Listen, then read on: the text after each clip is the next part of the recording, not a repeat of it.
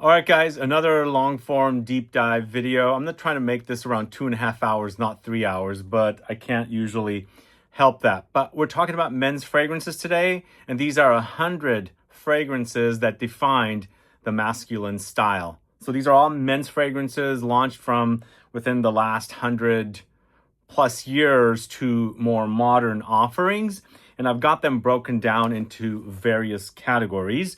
And I'm alphabetizing the different categories. So we're starting off with amber woody, warm woods masculinity, aquatic marine masculinity, aristocratic gentleman masculinity, barbershop and grooming masculinity, the blue era modern mass appeal masculinity, fresh citrus classic cologne masculinity, intimate and seductive masculinity. Let's see, what else do we have? Mossy, earthy, classical masculinity, power, leather, and machismo masculinity, rugged, green, outdoors masculinity, sporty, fresh, casual masculinity, and lastly, woody, spicy masculinity. So all these different categories broken down into various amounts of fragrances that I can put together, and we are around 100 fragrances. So right now I've got 3 of the categories on the table. So pausing and then removing the fragrances and bringing more to talk about for around 100 fragrances that defined masculine style. So let me know if you have a favorite masculine offering. I do want to say, I don't know, I want to say this, but it's not to offend anybody. But okay, look, there's a lot of masculine offering fragrances here, and I'm a fan of all kinds of fragrances. I don't turn my nose if I smell something from 50 years ago and something that's very modern. But what I smell currently for men's fragrances compared to what was launched before are night and day different. So have noses become extremely sensitive that we don't appreciate the fragrances that were launched 50 years ago, 60 years ago? If you guys have an idea of what has happened, let me know, add a comment below. And I don't have any problems. I love classic fragrances. I love vintage fragrances. I love modern fragrances. I love cheap fragrances, expensive fragrances, luxury fragrances, niche fragrances, indie fragrances, artisanal fragrances. I love them all as long as they smell great, right? But doing these deep dive videos, and if you haven't been catching these videos, guys, you should definitely go catch them. I have a whole playlist of them. But doing these deep dive videos, I've come to realize, which, you know, I knew in the back of my mind, I could see fragrances have changed so much. Noses, I was trying to figure out why people don't like the classics anymore. And the only conclusion I've come to is people's noses have gotten sensitive. Way too sensitive, I think. So I think because of that, maybe we feel sweeter fragrances are easier to appreciate, are more comforting and cozy. We don't like a challenge. Maybe life is too challenging. So we want to smell great. And I think the sweeter, easier going fragrances are what people are gravitating towards. And that's what we are getting from the brands. I mean, the brands, the designers probably go through a lot of market research and, they do focus groups. And so a lot of people that they bring in are probably not familiar with the classics. And then, when they say, okay, does this smell great or does that smell great? And they go with the more sweeter, easier to appreciate kind of fragrance. But if you have your own opinion, let me know, add a comment below. And before I start the amber woody warm woods masculinity category, as I was saying, there's a whole playlist of deep dive videos, long format, put them on and just watch. I mean, there's hours and hours and hours of content there, and you can just learn a lot about classic fragrances, historic fragrances, vintage fragrances, modern fragrances, notes, perfumers, and so on. What to look forward on the channel, I do feel like I'm going to be putting together a Dominique Ropion deep dive. Hopefully next Saturday. I'm waiting for a few fragrances to arrive. And if they're arrived on time, I should have around 100 Dominique Ropion fragrances. So stay tuned for that soon. Next week, I do have during the week a video of 40 men's designer parfum concentration fragrances. So that's already shot, that will air, and now I'm shooting this video. One more thing before we start. As I've been mentioning, I have started a new YouTube Shorts channel. I will not be posting any Shorts videos on this channel anymore. Only long form content here. If you like Shorts content, please go there and subscribe to that channel. I should start posting very, very soon. All right, let's get started. So this is the Amber Woody Warm Woods Masculinity category. Going to the year of 1996. This is Amen. It used to be called Angel Men, and I should have brought down the vintage bottle of Angel Men that I have. I will bring it down after I speak about this. So this is a fragrance that, well, first of all, I started smelling Angel on a lot of ladies when I worked in a photo lab during my time at art school. And I used to smell Angel. When I heard Amen or Angel Men was launching, I got quite excited. It launched in 1996, but it didn't arrive in the States until 1997. And when it arrived, I was like, wow, this is a men's version of Angel. Yes, the Angel was a lot more feminine, but here we have this awesome kind of gourmand leaning, which I didn't even know the word gourmand at the time, men's fragrance. It had all the kind of gourmand notes, coffee, caramel, of course, lots of patchouli. There is definitely, or used to be, a thick tar-like presence in this as well that I don't get as much anymore. I think they've kind of stripped it away, neutered it, reformulated and then things like that. But for me, this was a fragrance I wore so much of, a lot. First started wearing it in 97, and I probably wore around 3 bottles up until 2001 when Mugler Cologne launched. But I really loved it. I loved its intensity. It was super potent, really, really intense, long lasting. It would last for days on clothes. Like you would smell it 2 days later. Now it's not what it used to be, but if you get it, you can be reminded of it a little bit. So definitely worth having. Let me know if you're a fan of this. I know I don't have a lot left in here, but it's definitely one of my all-time favorites. I probably wouldn't be here if I wasn't so obsessed with Mugler fragrances. In fact, Mugler, hands down, one of my favorite designer brands for fragrances for a long time, even before I started doing videos. And I think it was because of a designer that released so different fragrances that got me really excited about fragrances. So, quick pause to grab that bottle. As you can see, it used to be called Angel Men. So, I think they felt maybe the name was a bit maybe feminine leaning, and so they changed it to Amen. But this is the original bottle from, I don't know. I think they changed the name around 2000, maybe 2001, or maybe like late 90s, because it launched in 96. Let's see how different this is. It's a bit turned, sadly, but it is a lot more potent. I definitely get the tar here that I don't get with the other. I mean, this was like a fragrance I was pushing to a lot of relatives. I gave a bottle to my dad. I gave a bottle to my brother. I gave a bottle to my sister's husband. I gave it to a lot of different people.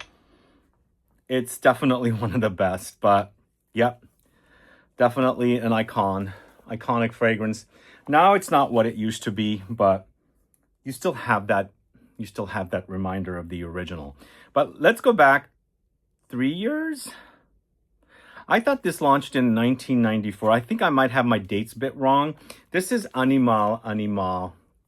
So I feel like the Animale fragrances were sort of inspired maybe by the original Angel for ladies, which came out in 1992. This, I think, came out in 94. I have written down 93. Maybe it's 93, but I think the ladies version came out in 93.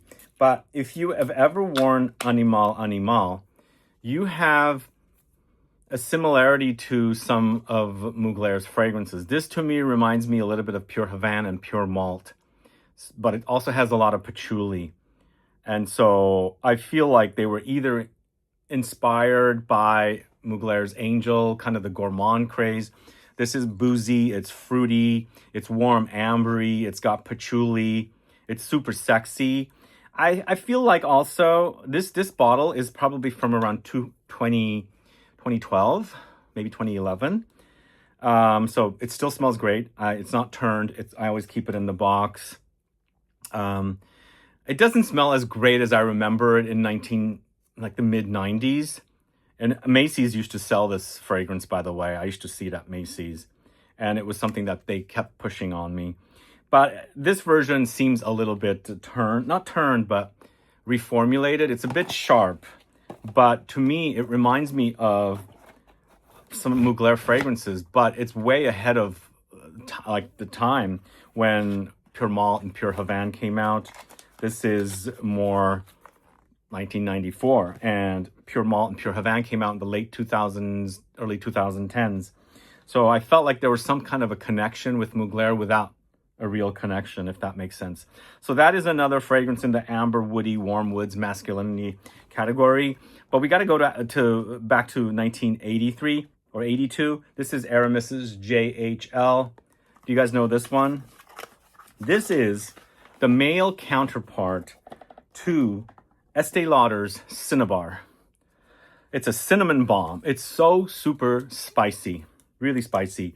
I did an updated video like in 2020 on all of the Aramis classic fragrances that were brought back into bottles like this, because in 2020 I found out that they were all getting discontinued and there was no stock of JHL out there anywhere.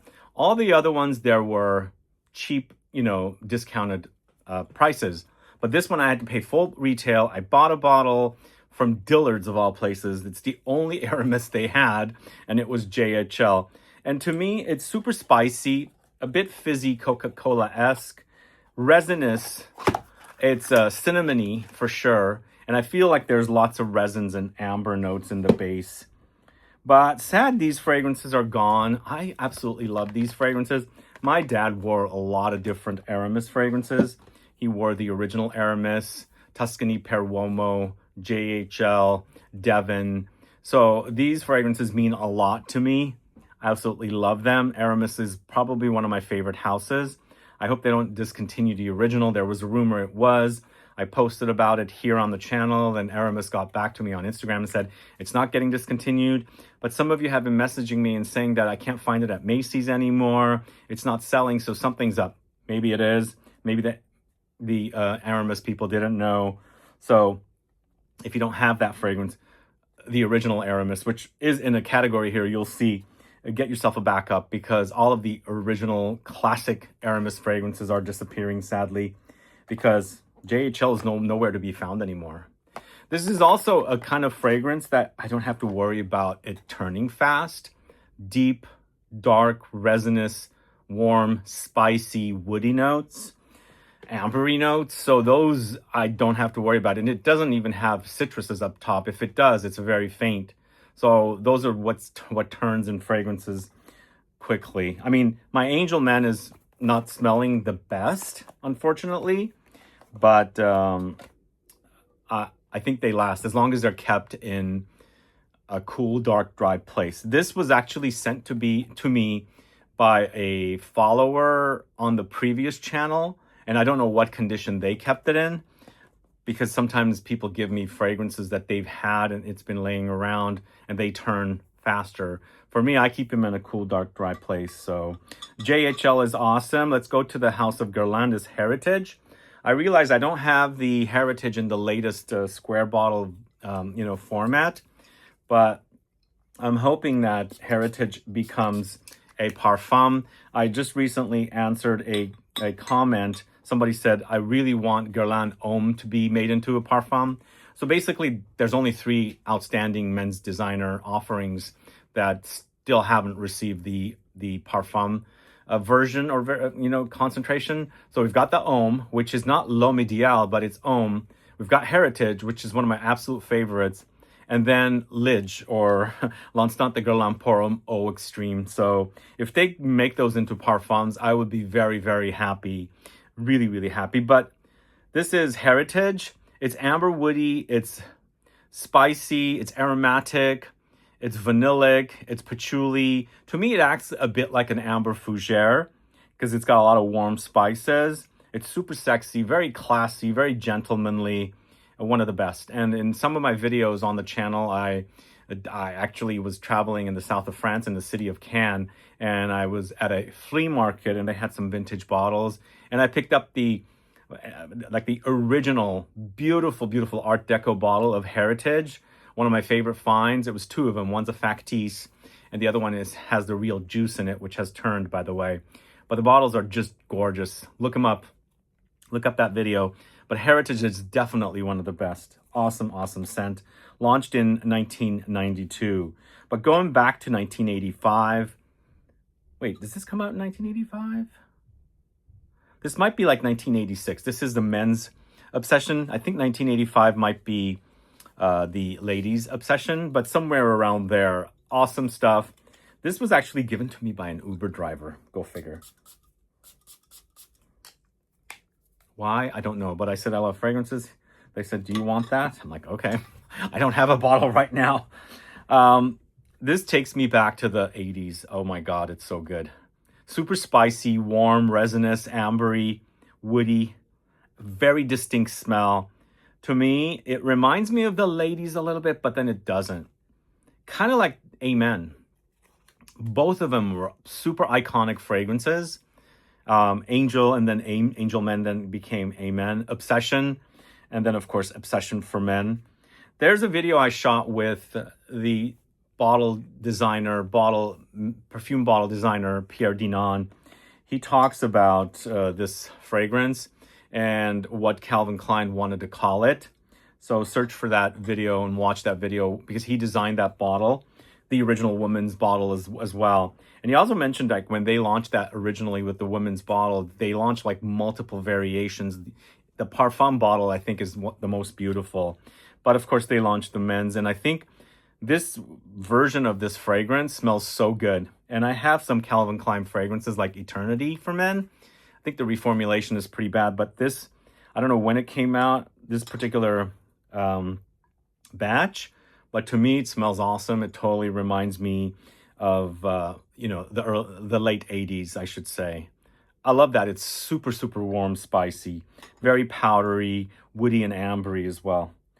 I usually associate cinnamon with holidays, but this doesn't give me a holiday vibe. It reminds me of the 80s, though. Super awesome scent. So that is Calvin Klein's Obsession for Men. Then we're going to the house of Karl Lagerfeld. It's Lagerfeld Classic from 1978. I remember this. I mean, I remember a lot of bottles. My uncle had this bottle on his dresser. This is it right here.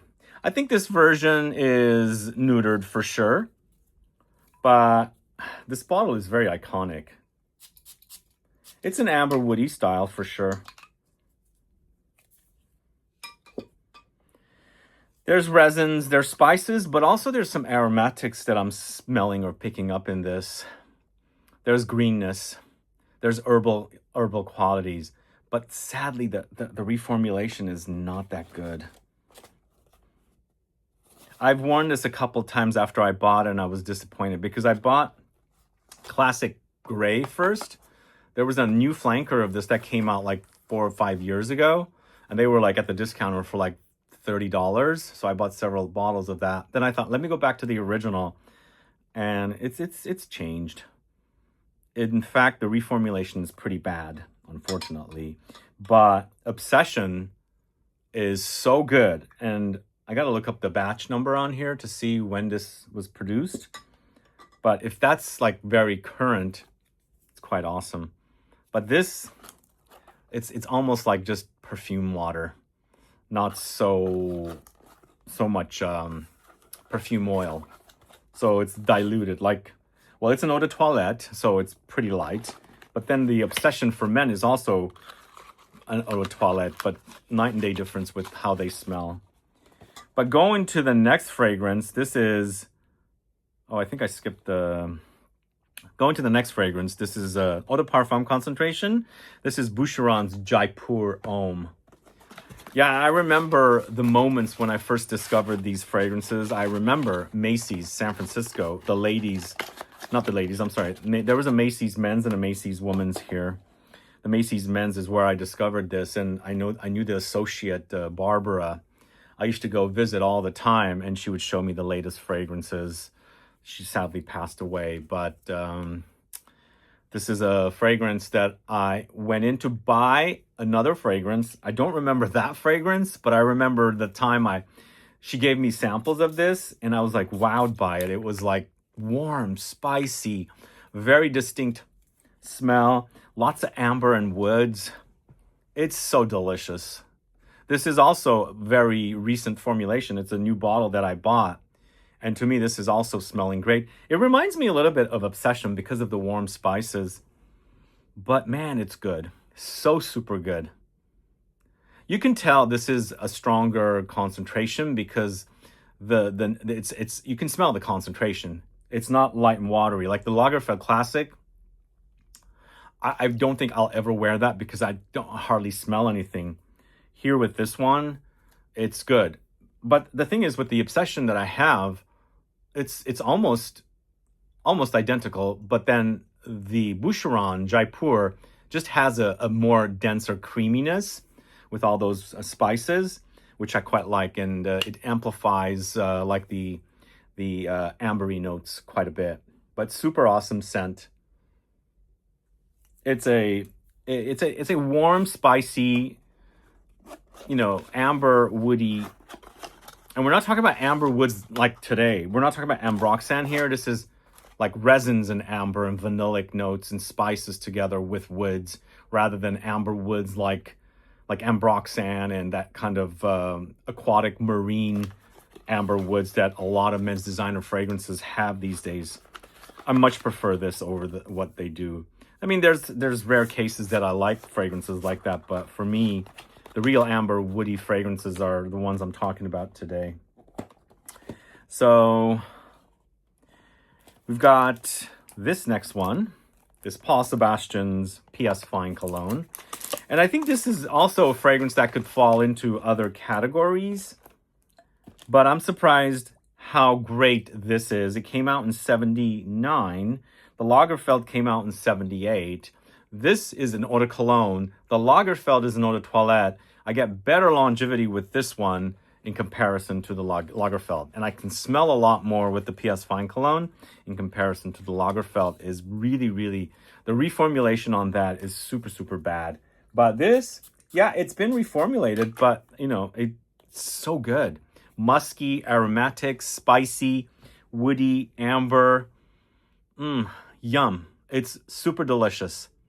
Really one of the best and super inexpensive as well. I first discovered this in the early 90s. I went shopping for a fragrance and I was talked into buying this because at that time I was wearing Safari by Ralph Lauren, and I was deep into the idea of fragrances, and this was somebody talked me into it. And I remember wearing it, but I remember also getting tired of it. I felt like it came off a bit strong, but I've rediscovered it earlier last year, and I'm obsessed with how great it is. You got to get a bottle of this. It's super cheap. Get yourself a bottle if you are a collector and a lover of classic fragrances. This is one of the best, I think. These are really inexpensive. Some of these are really inexpensive, and I've got them tagged here. If you are in the market, get them. Some of the discontinued fragrances you're not going to find, unfortunately, so I won't tag them, but I will tag as much of these as I can. Like this next one is also one of the best examples of amber, woody, warm woods masculinity. And I've got both versions of it here, but I think the EDP is no longer selling. This is Opium pour Homme from YSL, created by Jacques Cavalier, who does all the Louis Vuitton fragrances. And of course, he created, do I have it here? No, but he created, lost my train of thought, L'Odyssée pour Homme. So I actually like around 2020, a lot of things were getting discontinued, hence for obvious reasons. And this fragrance I read was being pulled from the YSL website. So I got myself 2 bottles. This is my 1 and 1 backup. And already at that time, I couldn't find the EDP of this. Luckily, I was able to buy it from someone. One of you guys messaged me. Actually, there was another person that messaged me, but that was a bit more complicated. It was in Europe and Germany. So I haven't been in Germany since early last year. But it's spicy. It's soft spicy, warm spicy, woody, amber. There's the idea of star anise in this. It's good. It's the men's version of opium, and I don't think it smells anything like the original ladies' opium, but it's a really quality offering. If you know what, it's interesting. Also, I see it back now, and also when I travel to Europe, when I go to France, I see this at the perfume shops like Marionnaud and Nocibe and Sephora. So it's still selling there, but you can find it at the discounters, luckily. So it's not fully discontinued. For a while, it disappeared, but I think there's a lot of stock out there. That's why it's back at the discounters. So get yourself a bottle. It's a classic, a really great one from the 90s. I recommend it. They don't make fragrances like this anymore. It's too bad. We've evolved to more simplistic fragrances, maybe. But let me give you guys a little thoughts on the Eau de Parfum as well. Not Parfum, but Eau de Parfum. For me, the difference between Eau de Toilette and Eau de Parfum, you can actually experience more amber. It's a bit creamier and more resinous. And the texture is stronger. But there's some light differences, but for me, it's just more resins. Like the amber is more pronounced, the woods are more pronounced, and the top notes are less, but more blended together. Because you still pick up the spices and things, but in a more amber direction, amber woods. Quite good. Really glad to have that. The classics of men's fragrances, I love them. I really, really love them. If it wasn't for my dad, I would not be here doing videos. Although, yeah, I was the first child, so mom and dad were wearing a lot more fragrances when they had me. So the last fragrance in this category is YSL's M7. Yeah, even though this was probably one of the first mass market oud fragrances, it had myrrh as a resinous note, so it became an amber. This was also sent to me on the previous channel. Somebody sent it to me as a gift, as an appreciation. Yeah, it's an oud accord. There's citrusy touches, a sweet citrus touch, not sharp, bitter, tart, astringent, but sweet. It's an orange. The oud is like, there's it's just woods. It doesn't act like a Middle Eastern animalic thing. It just has a slight funk to it, but I think it's cypriol. When you smell a lot of cypriol, this to me, the cypriol is tricking your nose and acting like oud, which now that you know that it might smell like cypriol, are they even using real oud? Because some brands do write down oud accord, or just oud, and it's cypriol they're using. Cypriol, Nagarmotha, papyrus kind of smell alike to me. So this is what I think they're using here, because it smells quite like it. But yeah, eventually it's woods and amber. Cypriol is a wood. To me, cypriol smells like a cross between like maybe 70% vetiver and 30% patchouli, kind of, sort of, with some other woods thrown in. But yeah, that's a classic. And this is another one. Oud Absolu is what it was called by YSL in the square bottles. It got discontinued, but I think only in the USA. And you can still find the square bottles online at the discounters. It's a great mass market oud style fragrance. I would say it's more woody rather than oud. So that's the amber, woody, warm woods masculinity category. Let's move on to the aquatic marine masculinity category. This category doesn't have as many fragrances because it's not my all-time favorite category. And some of the obvious ones are not here because I don't own them, because I don't love them. But there are some that I did appreciate long ago that I have highlighted here. So let's start with Davidoff's Cool Water. This is probably what kickstarted the aquatic movement in the late 80s. I never wore the original Cool Water in the 80s, but what I wore was Aspen by Coty. Let me know if you guys know that one. So I guess I was sort of into the idea of aquatics. But are you guys a fan? This doesn't smell like fish. It's just an aquatic, not so much marine. They haven't added like a seaweed note or algae or cologne. Although this might have cologne featured in the notes, I don't get a fishy quality, which is awesome for that reason. I think it's a straightforward, aromatic, spicy, watery kind of aquatic thing. I think it's a fragrance that you can have in your arsenal, something to pull for. If you don't want something like the amber, woody, warm woods masculinity category, you want more simplistic fragrances, these are the ones I think you should target having. Easier to wear. They're not going to be super get in the way of colleagues or coworkers if you work in an environment that has a lot of people that might be sensitive to fragrances and things like that. It also smells a little bit like laundry to me. You guys get that? I think it's the aromatic notes that are in here. So that's Davidoff's Cool Water. Let me know if you're familiar with that. Let's move on to Issey Miyake's L'Odyssée pour Homme. So this is the second fragrance created by, although I think M7 was also created by Jacques Cavalier. Could it be? Jacques Cavalier and Alberto Morillas? I know this is Jacques Cavalier. And then we have a fragrance by Alberto Morillas after this. This is a 1994 fragrance. I thought it was 96 though. My dates might be a bit off. I had somebody assist me with the dates, sadly, this time around. But to this day, this still smells great. Although it's lost its oomph, but I like the bitter zing of the yuzu or grapefruit. It's aquatic watery, but not marine, thankfully.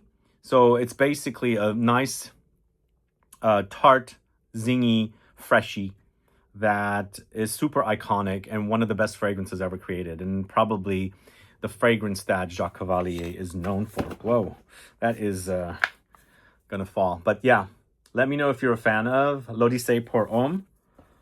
I remember when I first got that bottle, not that size. I think I had 100 ml, not a 50. And I used to spray myself in the car because I loved the way it smelled.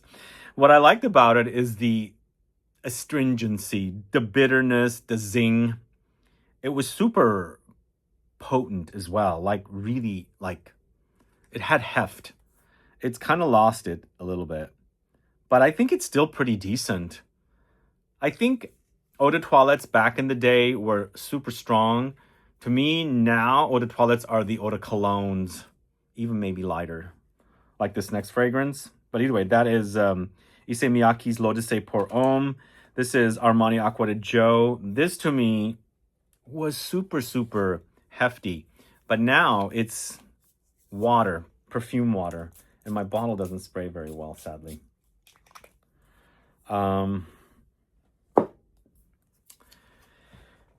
It's very, very faint smell, light. It's for the person that wants some scent on, but doesn't want to overwhelm. But this used to, I mean, I wouldn't say overwhelm, but really stand out before as a smell. If you don't, I mean, if you like this smell and you want something a bit more concentrated, go with the Parfum. If you can find the Profumo, even better, but I doubt it. The Parfum it's got the qualities of the original. It's more potent. So it's got it's got substance. It's deeper and also darker.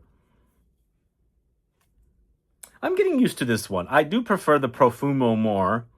And actually, you'll see the men's parfum video soon. This is featured in there. I do mention I prefer the Profumo. But I'm getting used to this one also. I really like the DNA. To me, even though I think it was mentioned that they had cologne listed as a note, it didn't come off fishy on my skin. Also, they would say it has melon as a note, and melon is what they use to create that kind of marine aquatic thing.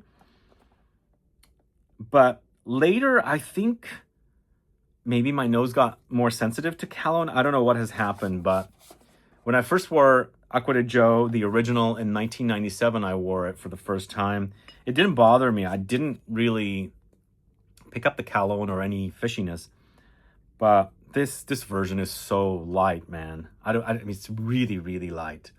And this is Eau de Toilette, but like I was saying, yesterday's Eau de Toilette is today's Eau de Cologne or Splash, or what do you call it? Like body sprays or whatever they are, the very light. Anyway, the next fragrance I'm going to talk to you about is Nautica's Voyage. In 2006, this came out. So this is a bottle that I've had since around 2012. I bought this bottle as one of the fragrances that most people that start doing videos buy because it's so cheap. It's aquatic, it's not marine. It's crisp and crunchy. It's got apples, but a really great quality cheapie. Like you can get that 100 ml for around $20, and I'll have it tagged here if you want to pick it up. And great quality work by Maurice Roussel, who did Musc Ravageur, and a great cheapie. I mean, it's one of those fragrances. To me, also, I should say, it has more substance than Acqua di Gio. And Acqua di Gio is probably the most popular, most sold men's fragrance for years. Just like Chanel No. 5 is for the ladies, Acqua di Gio is probably for the men's.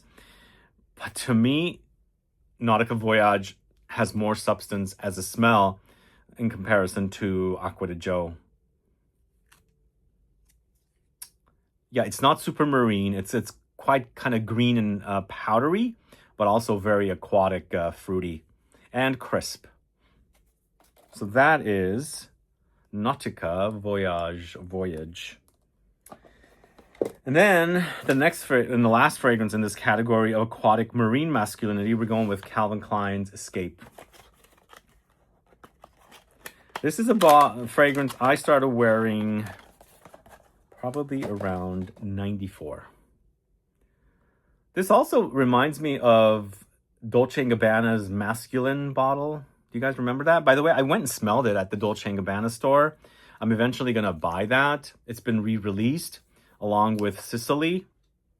Sicily was also released several years ago in the Dolce & Gabbana. I think it's called the Velvet Collection.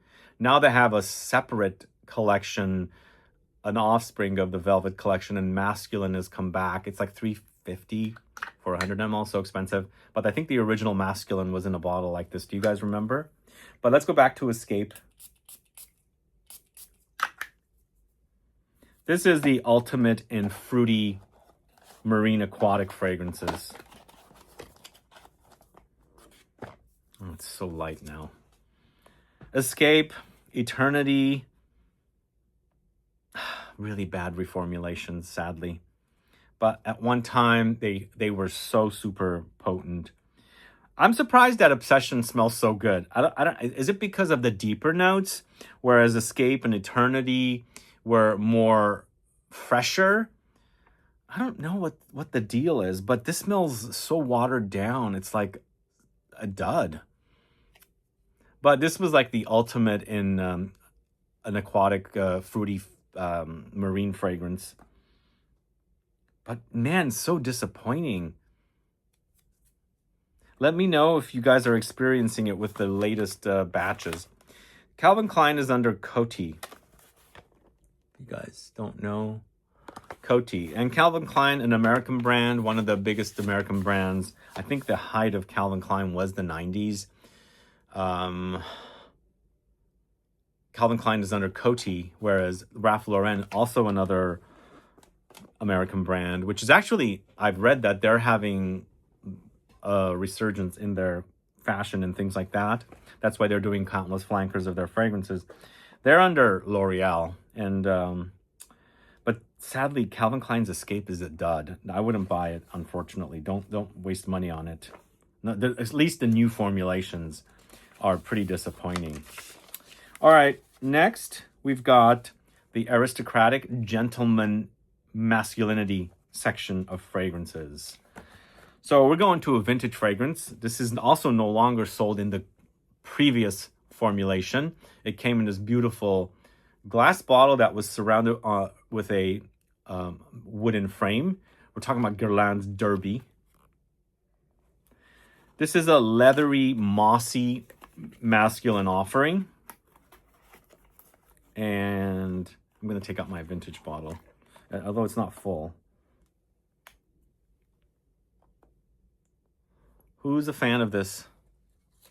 Do you have the previous edition? So I tested this one just before I shot. I actually put it on skin. And first sniff, there is something a bit off. And it could be that there's some stuff dried up on the nozzle. And then it becomes this kind of an ambery, but very leathery, classic leather. And I'm thinking about the leather of Knize 10, kind of that kind of a leather, more so than like Tom Ford's Ombre leather, because this is a fairly old fragrance. And it has, for sure, that kind of mossy that note that is in, what's the fragrance? Devon from Aramis. So you really can pick up the mossiness in this, in here, when you're smelling it. But it's like there's a lot more going on. Devon is more green and mossy. I can't remember if it was leathery. Here, you pick up that mossiness for sure. It's very prominent. But for sure, there's a lot of leather here, a lot. And it's super, super sexy, I should say. But there's lots of ambery touches. There's spices. Sadly, the fragrance is gone. I think Guerlain does bring back classic fragrances, so I'm hoping they might. I hope they will, because I love Guerlain, and I would love to see that brought back. But I'm glad to have that little bottle of vintage bottle of Derby from Guerlain. But this next one, this is a staple for any guy that wants to have this classic, sexy, musky, earthy, woody patchouli thing. Gentleman, Givenchy Gentleman. The only thing is I was doing some research for this video. So I noticed that there's a 2024 version of this. And I haven't got my nose on it, sadly. I'm going to have to buy it. So it's been reformulated again. The bottle looks a little different as well. But this stuff, wow. This is going back to 1974.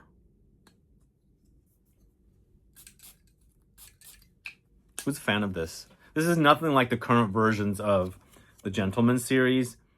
This is patchouli bomb, musk, lots of musk. So you got to enjoy animalic musk.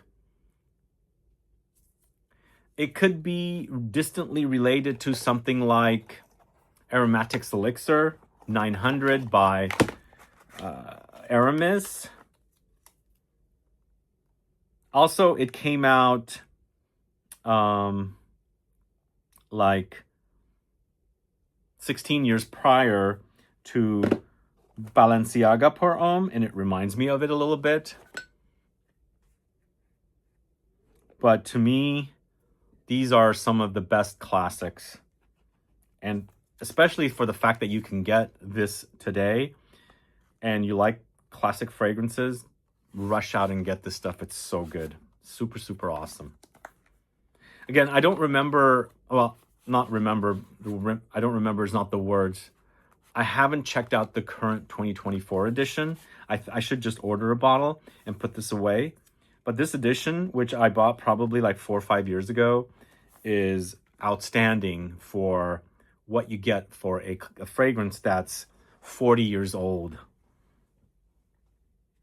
Awesome stuff. We're going to the house of Ted Lapidus. This is Pour Homme from 1986, I think. My paperwork says 1974, which I guess I need to do these dates myself. I can't farm it out with an assistant. This is a classic fougere style fragrance in a kind of a amber direction. So there's pineapple apparently in the notes. There's honeyed touches.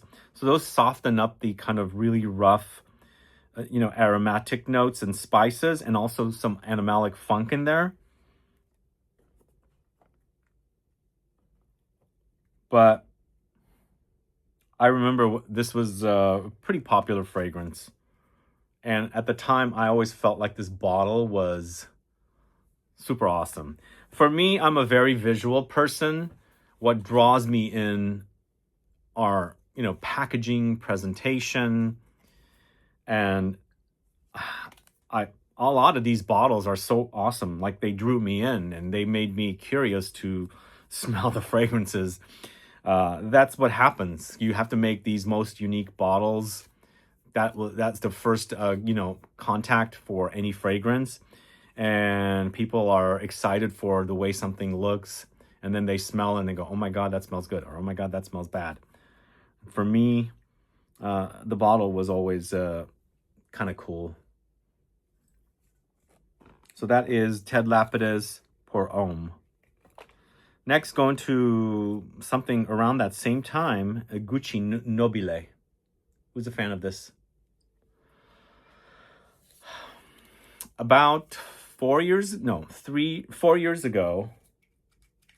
a very nice first person that I know in the community here gave me a bag full of vintage fragrances. That was one of them. And I've been wanting a bottle of Gucci Nobile.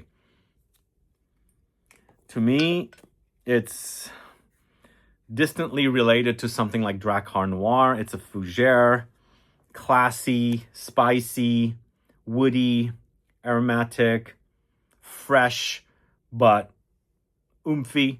Not like a citrus fresh. This is like aromatic fresh. Green. It smells good today. That bottle still smells great. Wow.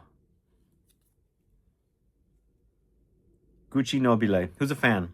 No longer around. Look at the bottom of the bottle. Scanon SA, it says. So the color of the juice is the same color of Envy, which came out 10 years later.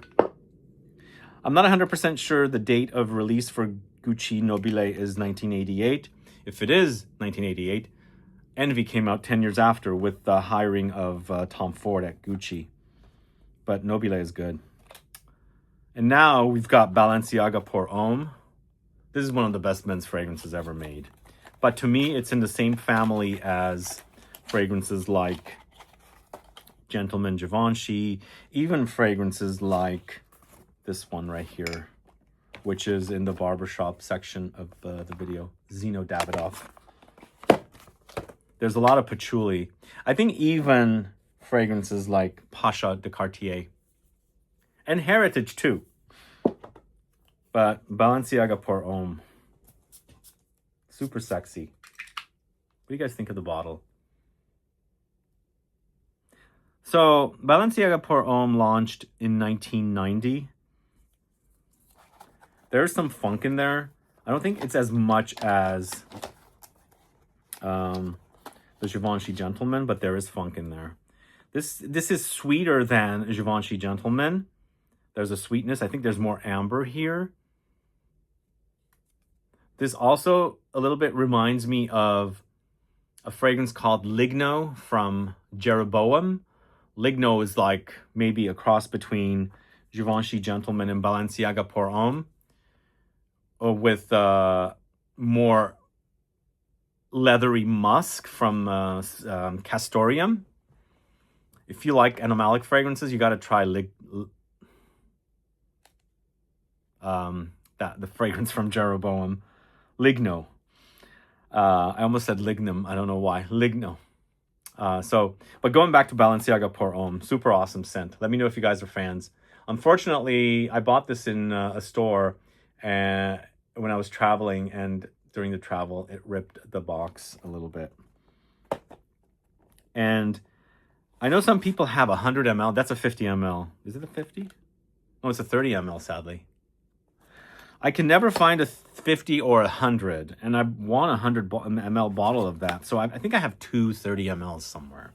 And then the next fragrance, going to the house of Floris, it's number 89. This is from 1951. Super classy, super masculine offering from a British house. And I've got two British houses back to back here. This is also an aromatic fougere. You can smell the lavender, you can smell the citruses, the aromatics, the herbs are quite prominent. You can smell the woods. There's some creamy, slight warmth under there, but not super warm where it kind of takes away from the presence of the aromatics and spices. It's super awesome. Really, really awesome scent. But old school. It's gentlemanly, masculine. Let me know if you're a fan of that. There was a while that a lot of florist fragrances were ending up at places like Marshall's and TJ Maxx for like highly discounted prices, but that was like 3-4 years ago. Up next, we're going to the house of Penhaligons from 1902. This is Blenheim Bouquet. I love this to this day, but I feel like some people think it's just too old school. It's a very astringent, tart citrus fragrance with slight barbershop-y touches. If you like fragrances like Colonia from Acqua di Parma, but you want more astringency, like really like tart, mouth-wateringly tart, try that one. But all that astringency is surrounding a lot of aromatics and greens. It's for someone, personally, I always mention I like tart fragrances in the heat. There's something cooling about them, subconsciously or physically. But that stuff is super juicy, like tart and juicy. But it'll tell somebody, like when they put their nose to it and they're not used to classic, oh, that's going to smell like my dad or my grandfather or something. But I love that stuff. So that is Blenheim Bouquet. Probably one of my favorites from Penhaligons. Who's a fan? Let me know. One of my dad's favorites here, classic again. It's Pierre Cardin's Pour Monsieur from 1972. As long as I remember my dad wearing fragrance, this is like one of the first I remember him wearing. This and Pour un Homme de Caron. This I bought recently also. I'm surprised how great it still smells. The formulation is pretty decent. This either reminds me of a microphone or for a car, like, you know, the steering. It's super spicy. I mean, it has like fougere touches, maybe slight, you know, sheeper touches as well. And I'm not saying it's like in super awesome condition. It's definitely been neutered, but compared to Lagerfeld Classic, this stuff smells so much better, like night and day difference. I remember when my dad had it, though, it was a splash. It was not spray. Let me try some on. Yeah, it's warm and spicy. Super masculine, though. Total memories. And then last but not least, going to the year 2006, this is Prada's Amber Pour Homme. Powdery, soapy, floral, clean, masculine. Although I think some guys might think this is not super masculine, but it's kind of giving me barbershop talcum vibes. What do you guys think? It's one of my favorite Prada fragrances of all time. Prada does powdery really, really well. Is that created by Daniela Andrier? She did Angelique Noir for Guerlain, I believe. But that stuff is awesome. I like the dark bottle version. In fact, when I first bought this fragrance, I bought the Eau de Parfum. This is Eau de Toilette. The Eau de Parfum was much more darker. It came in a black bottle, and the Eau de Toilette is the clear bottle. But since the dark bottle is gone and discontinued, I don't even think I have any left, sadly. I cherish this one. Absolute love for it. So that is Prada Amber pour Homme. That's the last fragrance in the aristocratic gentleman masculinity category. We're going next to the barbershop and grooming masculinity. This is a category that I am super, super in love with. In fact, I remember fragrances like Caron pour un homme de Caron and Pierre Cardin Paul Monsieur.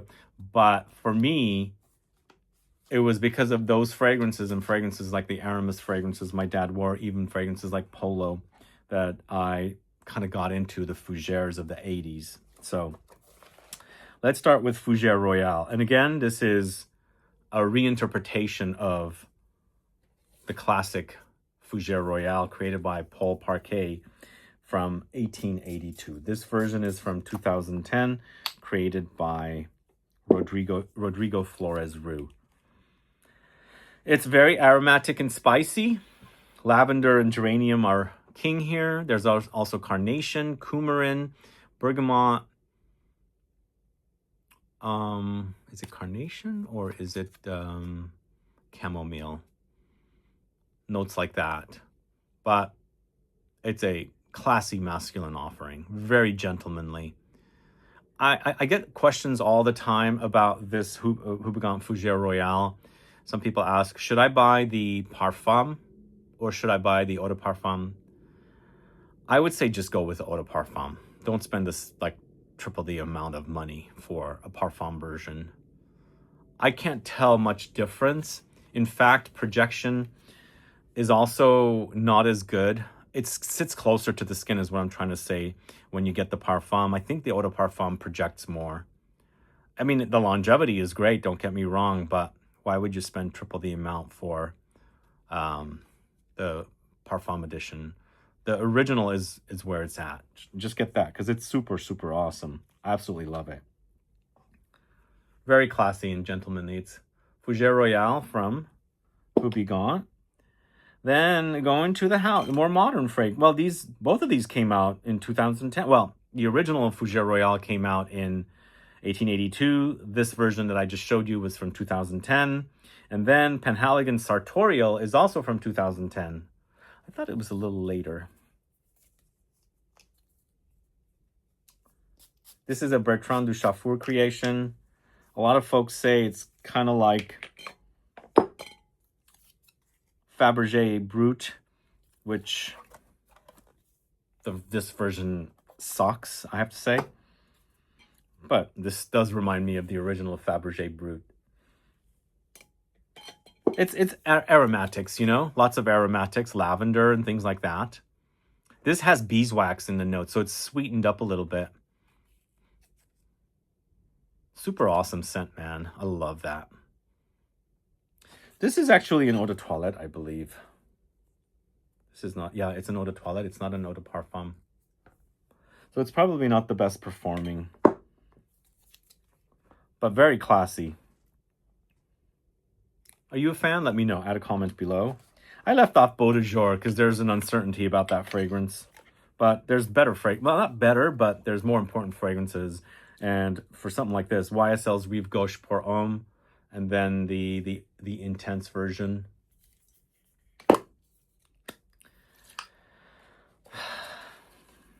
Big fan of this bottle.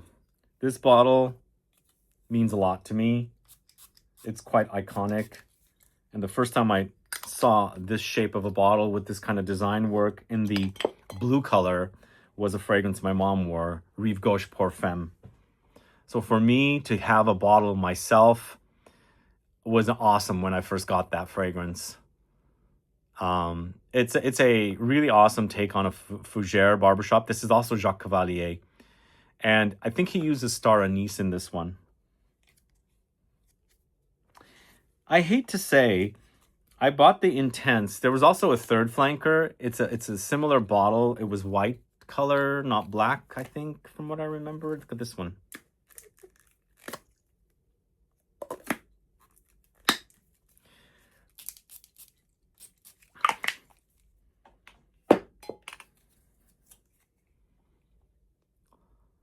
To me, the Intense seems deeper for sure, but as I was mentioning earlier with the Fougère Royale, this seems a lot more deeper, but it doesn't have the projection of the original. This is an eau de toilette.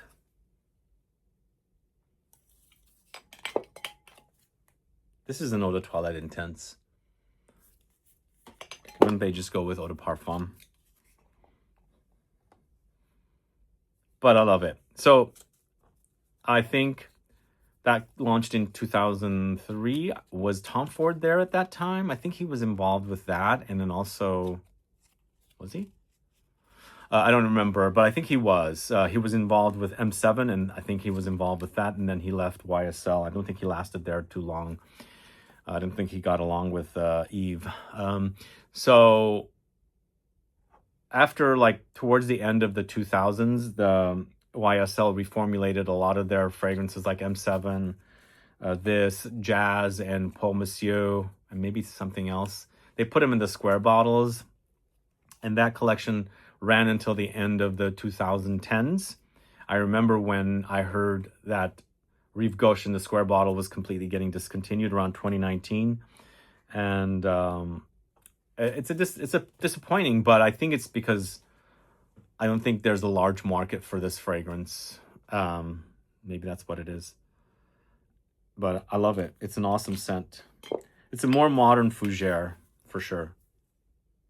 It's a modern fougere in the classic style, I should say, because they are making fougères now, but they're so different. So different. They're calling everything a fougere if it has lavender nowadays. We'll see. And now they're using clary sage, which is another note that I brought up quite a bit in the 40 masculine men's, not masculine, 40 men's parfum, designer parfum fragrances video. I noticed there's a lot of clary sage in a lot of the fragrances, and clary sage was not used quite a bit back then. Like, these are a lot of classic fragrances. I don't recall seeing clary sage come up more in the 2000s and 2010s and 2020s. But next, this one right here, Azzaro pour Homme from 1978. This is also one of the fougères that I really consider to be one of the best.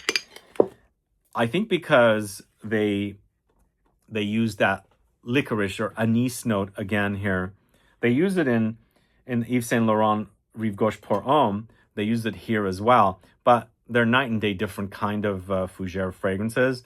The Azzaro pour Homme is definitely old school, for sure. You know what I should say? If you can get your hands on the Intense, which is the eau de parfum concentration, which they've taken this fragrance into a boozy direction, keeping the original DNA, but giving it a whiskey treatment, highly, highly recommend you get it. It's much more stronger than this. This is an eau de toilette. But boozy, fougère, oh my God, it's so good. So super good. I waited on that too long, and it came and went quickly. It was launched while Azzaro was under Klein's group.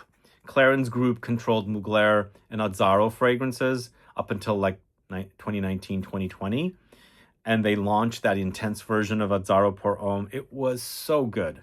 So good. If you have it, cherish it. If you don't, try and find it, but don't spend too much money on it. This version will satisfy, but I bought this before it changed hands with L'Oreal. This is under Clarins, I believe. Doesn't say. Yeah, CFG, I believe, is Clarins fragrance group. If you can see it right there. I believe now it's under L'Oreal, so I don't even know if they make this. Anyway, that's Azzaro pour Homme from 1978.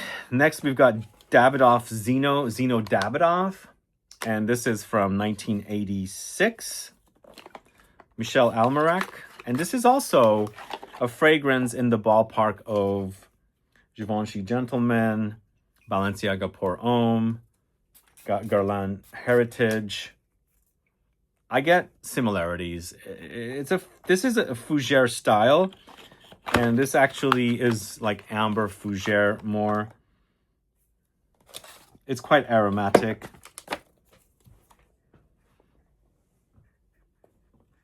Warm, woody, spicy. $30 bottle of fragrance. It's 125 ml. I love the smell. Super awesome, guys. If you guys can get your hands on it, do get it. It's super cheap. Classy, very gentlemanly, and there's a ruggedness about it as well, which I quite like. It's like an amber fougere because there's like warmth under there. There's also patchouli. So it's earthy, ambery, woody. You can actually experience how thick the texture is. But next, going to the house of Dunhill. It's Edition. Dunhill Edition from 1984. So Dunhill recently was dropped by Interparfums. I don't know where it's landed.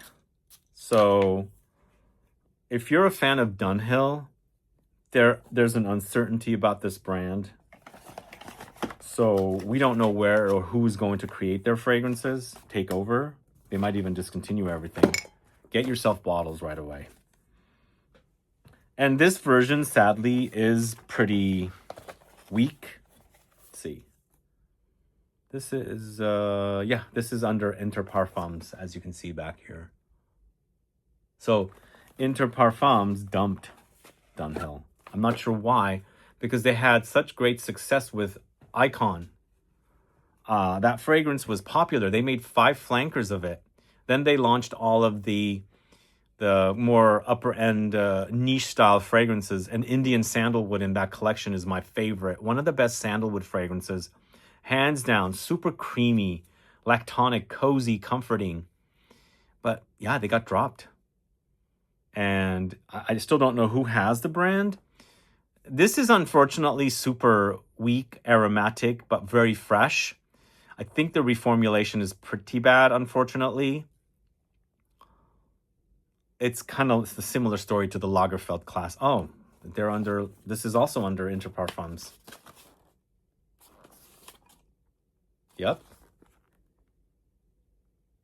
Do they not know how to do classic fragrance reformulations? This is really bad. I can hardly smell anything. It's like perfume water. If you understand what I mean by perfume water, I've already mentioned it a couple times. It's like taking perfume, diluting it down with water, and that's what I'm smelling. It's hardly anything there. Sad. Which is really bad, because if they got dropped by Interparfums, what is the other conglomerate or distributor going to do to their fragrances? Even further butcher it, right? That's what happens with brands and fragrances. There's a fragrance by, I don't remember the name of the brand, but I remember in the mid-90s called Wings for Guys. I think it's under Revlon, and I bought a bottle like several years ago. I was like, what the hell is this? It smells like dryer sheets that have been dried in the dryer, and you've pulled it out and all the scent is gone, but there's like faint scent there. Kind of crazy. Anyway, that is Dunhill Edition from 1984. But going back 2 years before 1984, we have Drakkar Noir, one of my all-time favorite fragrances. I consider it a masterpiece. It belongs in every guy's collection of fragrances. It's super masculine. It's a fougere, but kind of green and minty and menthol and camphor and spicy and invigorating freshness, outdoorsy, barbershoppy. It's so good. So good. So Drakkar Noir is a flanker of Drakkar that came out like 10 years prior to Drakkar Noir. In 2021 or 2022, there was Drakkar Intense, similar bottle to this, but clear in orange juice. That to me seems a lot more substantial. So get that if you like this and you think it doesn't perform. Don't get the Drakkar Blue. I think it sucks. But this is like a total classic love for me. And then this next one too. I remember wearing this when it first came out. It has lost its oomph, but I think it still reminds me of when I first wore it. It's Chanel's Platinum Egoiste. This is ice cold. I could have featured this in my ice cold video, but frozen fragrances. So the combination of aromatics with citruses creates this ice cold sharpness, and it's called Platinum Egoiste, right? It's metallic. So you really have that experience here.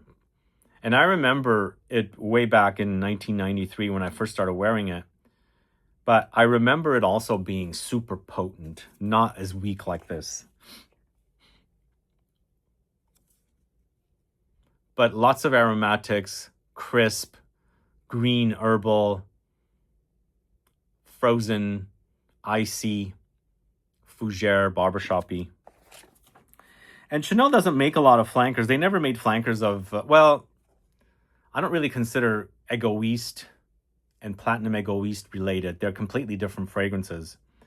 Completely unrelated to me. They just have, the same word in them. But they never made flankers of Egoiste or Platinum Egoiste. Although I've mentioned Egoiste used to be called Bois Noir. And they launched it. They discontinued it and brought it back as Egoiste. And, but no flankers. But once they launched Allure in the late 90s, they've made so many flankers of Allure. And then they made flankers of Bleu De Chanel, because there's, like 5 flankers now? Yeah, Platinum Egoiste is solid. Then, in the early 90s, they launched Cartier's, Pasha de Cartier. So if you guys don't realize, a lot of their fragrances are named after their watches. And I'm not a watch person. In fact, I hated wearing a watch until I got my Apple Watch. I don't like jewelry and things on my hands, but I definitely like the watch. So Pasha is the name of a watch. Santos is the name of a watch. But what I like about this one, it's quite earthy with patchouli, but lots of aromatics as well. It's kind of sort of related to something like Balenciaga Pour Homme because it came out in the same era, around the same time. Same thing with Heritage. This to me is acting more like barbershop, whereas the Heritage from Guerlain has more of an ambery, woody presence. And then, of course, they now have a Parfum edition of Pasha de Cartier. And it's taken into the boozy direction, ambery direction, of course. But the original is quite awesome. All right. For a couple of classics, back to back, this is Shulton's Old Spice from 1938. This is what guys wore back then. I mean, I watch a lot of old sitcoms, and people mention these fragrances. In fact, I was watching a movie recently, a really bad 80s movie with Michael Caine, Sally Field, Steve Guttenberg. There was a scene in a bathroom. They had 2 bottles of perfume, a men's fragrance and a woman's fragrance. And the men's fragrance was a bottle of Jules by Dior. The woman's fragrance was either Oscar, it looked like an Oscar de la Renta woman's fragrance, or it kind of reminded me a little bit of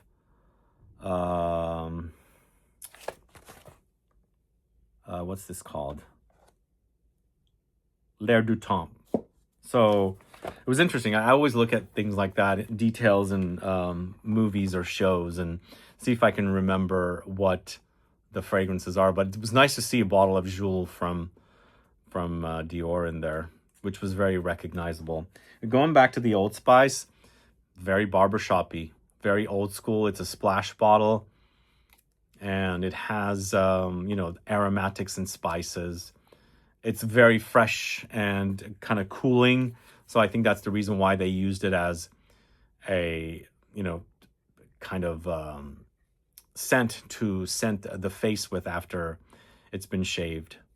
I usually go get a haircut and a shave, the combo together. And my barber doesn't use the Old Spice, but he does use Clubman from Pinaud. I bought this just to have on hand because now that I go there for 3 years, 4 years, and after the shave, he always puts this stuff on. And it's a scent that I associate with his barbershop. And it's the first time anybody's ever used it on me. So I had to have it here. But this is Pinaud's Clubman from 1810. Is that how old this is? Who's familiar with it? There's a dandy on the cover.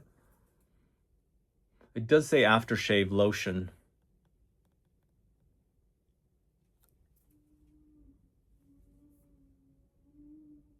There's a weird noise out there. I think janitorial is mopping the halls. But yeah, this is got this freshness, greenness. It's got a bit of astringency, but it's not super strong. I mean, there's a presence there, but greenness as well.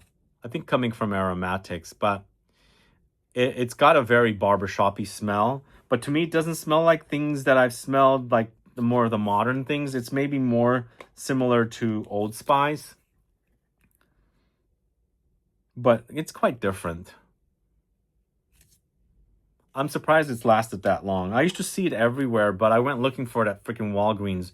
They didn't have it, so I ordered it from Amazon. It does say Dublin, Ireland. Is that where it's from, guys? Let me know. So anyway, Pinaud Clubman aftershave lotion. And then it's Brut Faberge. I only bought this because I wanted to have it, but this version sucks. It smells so bad. So bad. Then there's a new version of it that's in a plastic bottle, but I wanted this because this is memories for me. Uncle and Dad had this. Late 70s, early 80s. This version is awful. It doesn't really smell like anything, but just to have this bottle. The original this thing was a little dangly before. It's now glued on. Don't get the Brut Faberge in this bottle. It smells like hardly anything there. Really bad reformulation. It's like that perfume water I was mentioning. Get Sartorial. Penhaligon's is notorious for discontinuing because their parent company, Puig, does like to make sales. So this, if you like the idea of Brut Faberge, don't get that. Get a bottle of Sartorial. And I've got a little fruit fly flying around here. Anyway, yeah, this is pretty bad. I can't hardly smell anything. I'm going to end the list with this fragrance, and I've got both versions. A vintage version and the current version. It's Dolce & Gabbana's Pour Homme. I wore a lot of this. A lot. Here's the current version. Let's compare it to the classic version. Even the caps have changed. Let's try the original version, the current version first.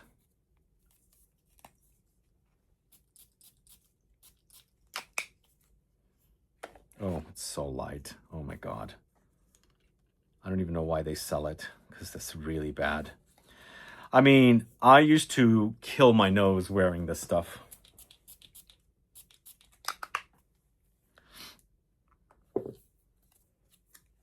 Oh, yeah. This is memories. This is memories. I mean, my bottle is not the freshest, obviously. When you first bought this fresh, I remember I started wearing it in either 94 or 95. This came out in 94, somewhere around there, because it was like when it first came out. I remember it had so much heft to it, and I used to wear it. It would last and last and last, and it would like just really have massive projection. And here, it reminds me of those days. I had a tiny little car. I had just started going to art school, and I would pile on Dolce & Gabbana Pour Homme on.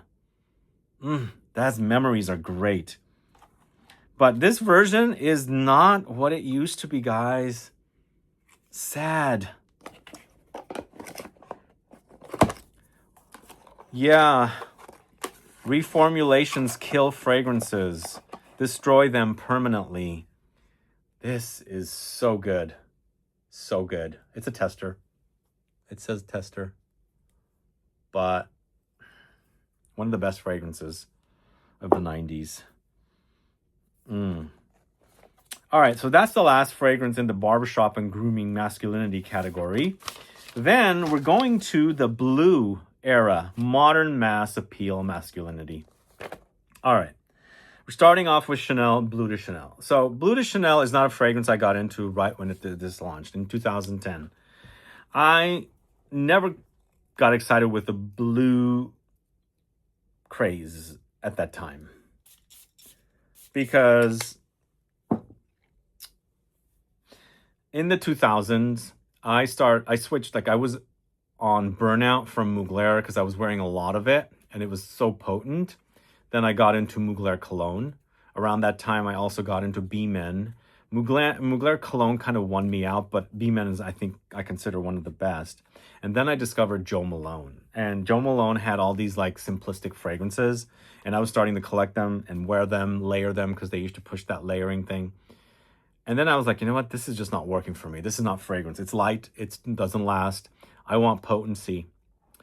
And I went and started Niche, and that's when I was like really heavily into it. And this had just come out, and I thought, this is just kind of plain and watery. It's kind of watery aquatic blue, but it's a grapefruit and sandalwood with some like smoky touches and things like that. It's okay. What do you guys think? Are you a fan? I think they're popular. They're very popular. They're simplistic, easygoing. Not anything like an 80s, 70s men's fragrance. Super 2010s. Bleu De Chanel, the Eau de Toilette.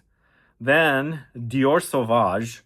I think around 2015 when this came out, it was like when I started really kind of slowly getting into the blue craze.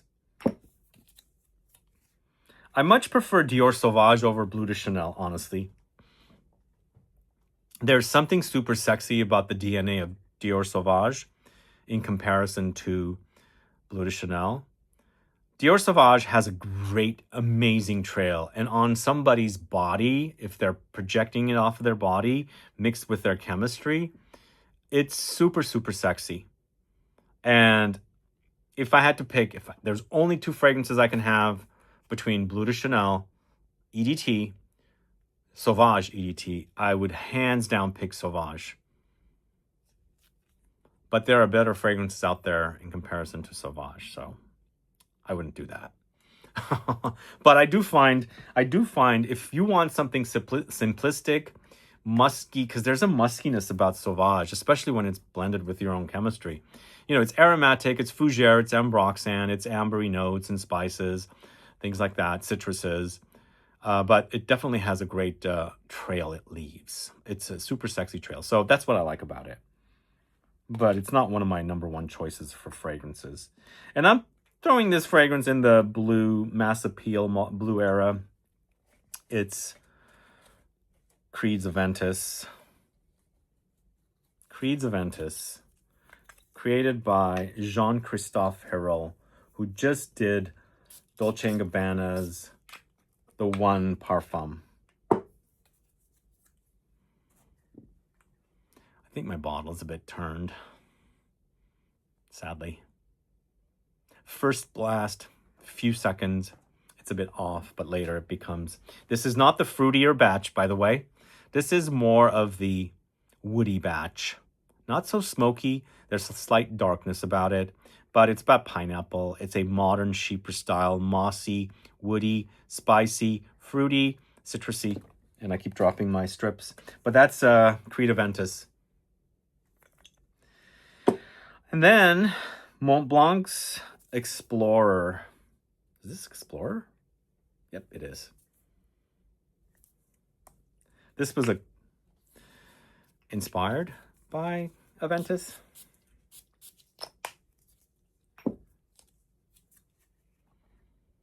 So it's a fruitier take on Aventus, I think. It's juicy, it's spicy, it's woody, it's fresh. But the mass market, less expensive take on the very expensive Aventus.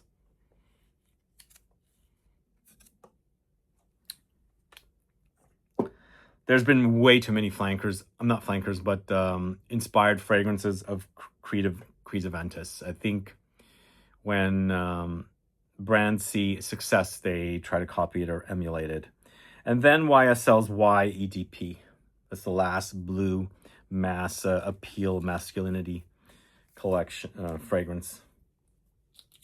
I never really got into this collection, unfortunately. And in fact, I hated the EDT. This is the EDP version.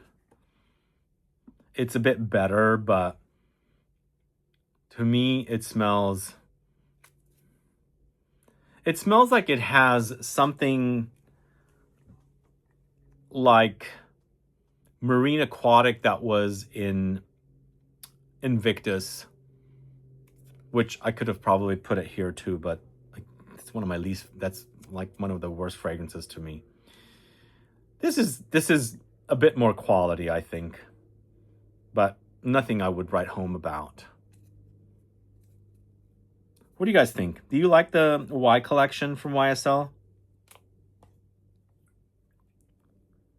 So they just launched a 2025 version of the Parfum, which I mentioned in the 40 men's designer Parfum fragrances, where I had the Parfum of Y, but now they have a new 2025 edition, which I haven't got my nose on, but this is the Eau de Parfum. So that's the last fragrance in the blue category. I'm going to pause now and switch out the fragrances. All right, let's get back on track. This breakdown took a bit longer. Some of the fragrances were in a different room, so I had to go hunt them down. And so I've got the rest of the fragrances here for today's video. Let me know which fragrances sounds the best to you. Which categories do you enjoy the most? And also, don't forget, I have as much of the fragrances tagged here as I can, so that if you're in the market for any of these, you can buy them. So the way the tagging works on YouTube, I used to put affiliate links, a lot of affiliate links in the info box. Now they're tagged within YouTube Shopping. So when I'm talking about a product and you hear about it, you like it, it should be tagged. You can also find a little link on the screen, or you can see a side panel of various products once you click on that link on the screen. But let's get started with Fresh Citrus Classic Cologne Masculinity group of fragrances. We're going to talk about Jacques Fat's Green Water. Right here, 1946 is when it launched. This is the mid-2010s edition redone by Cécile Zarokian. And it's a super green citrus aromatic fragrance and a classic for the guys. But I think now it's considered a unisex offering. But when it first came out, it was targeted for the guys. But you know, it's a familiar smell. It's clean. It's citrusy. As I said, aromatic. There's spices, maybe woods in the dry down. A very, very light amber. There's not much warmth here. It's all very fresh, you know, spicy, earthy, woody, and you know, these kind of notes. So 1946 for Jacques Fath Green Water. Are you a fan? Let me know. It's a classic. Everybody should know that one. In the ballpark of something like this next one. This is Dior Sauvage, which launched 20 years after Green Water. Go figure that one out. They waited that long for that one. But it's this is I think it's a masterpiece. Edmond Rudnitska created one of the best men's fragrances, DNAs ever. Simplistic, clean, citrusy, green, you know, aromatics in here, herbs, maybe some light spices, woods, grassy woods like vetiver. And if you want a deeper version of this, go with the Parfum. Yeah, the 2012 is better, but I think the 2017 is pretty decent. It's so good though. It's super juicy. Yeah, the citruses are juicy, but for sure classic. You'll recognize the classic smell here. Maybe it might have some barbershop-y touches. I think the aromatics in there might come off that way, but it's a really great crisp cologne style fragrance. Next, we've got Chanel Pour Monsieur. I've got the original from 1950. Well, this is like the latest version when I bought it. So this is from 1955. But then there's the Eau de Parfum version here as well. Which version do you like? I think the Eau de Parfum is much more modern than the classic, but I mean, with the original, but I think both of them are pretty classic to me. What do you guys think? It's a fresh citrus, absolute fresh citrus. The EDT is for sure old school. I think what they have, I think it's considered a sheeper style. And what's a sheeper style? It's a citrus sheeper, I should say. So usually bergamot, labdanum, oak moss, sometimes patchouli, and sometimes rose. This doesn't have rose. I like both versions, and I thought there was a difference between the two. There's not much difference between the two, except for the EDP is obviously the stronger version of the two. But super classic. Between Chanel Pour Monsieur and Eau Sauvage, I much prefer Eau Sauvage. It's just something that I grew up with. Then we've got a fragrance from the house of Acqua di Parma. It's Colonia. Colonia is also super... I think it started in a barbershop.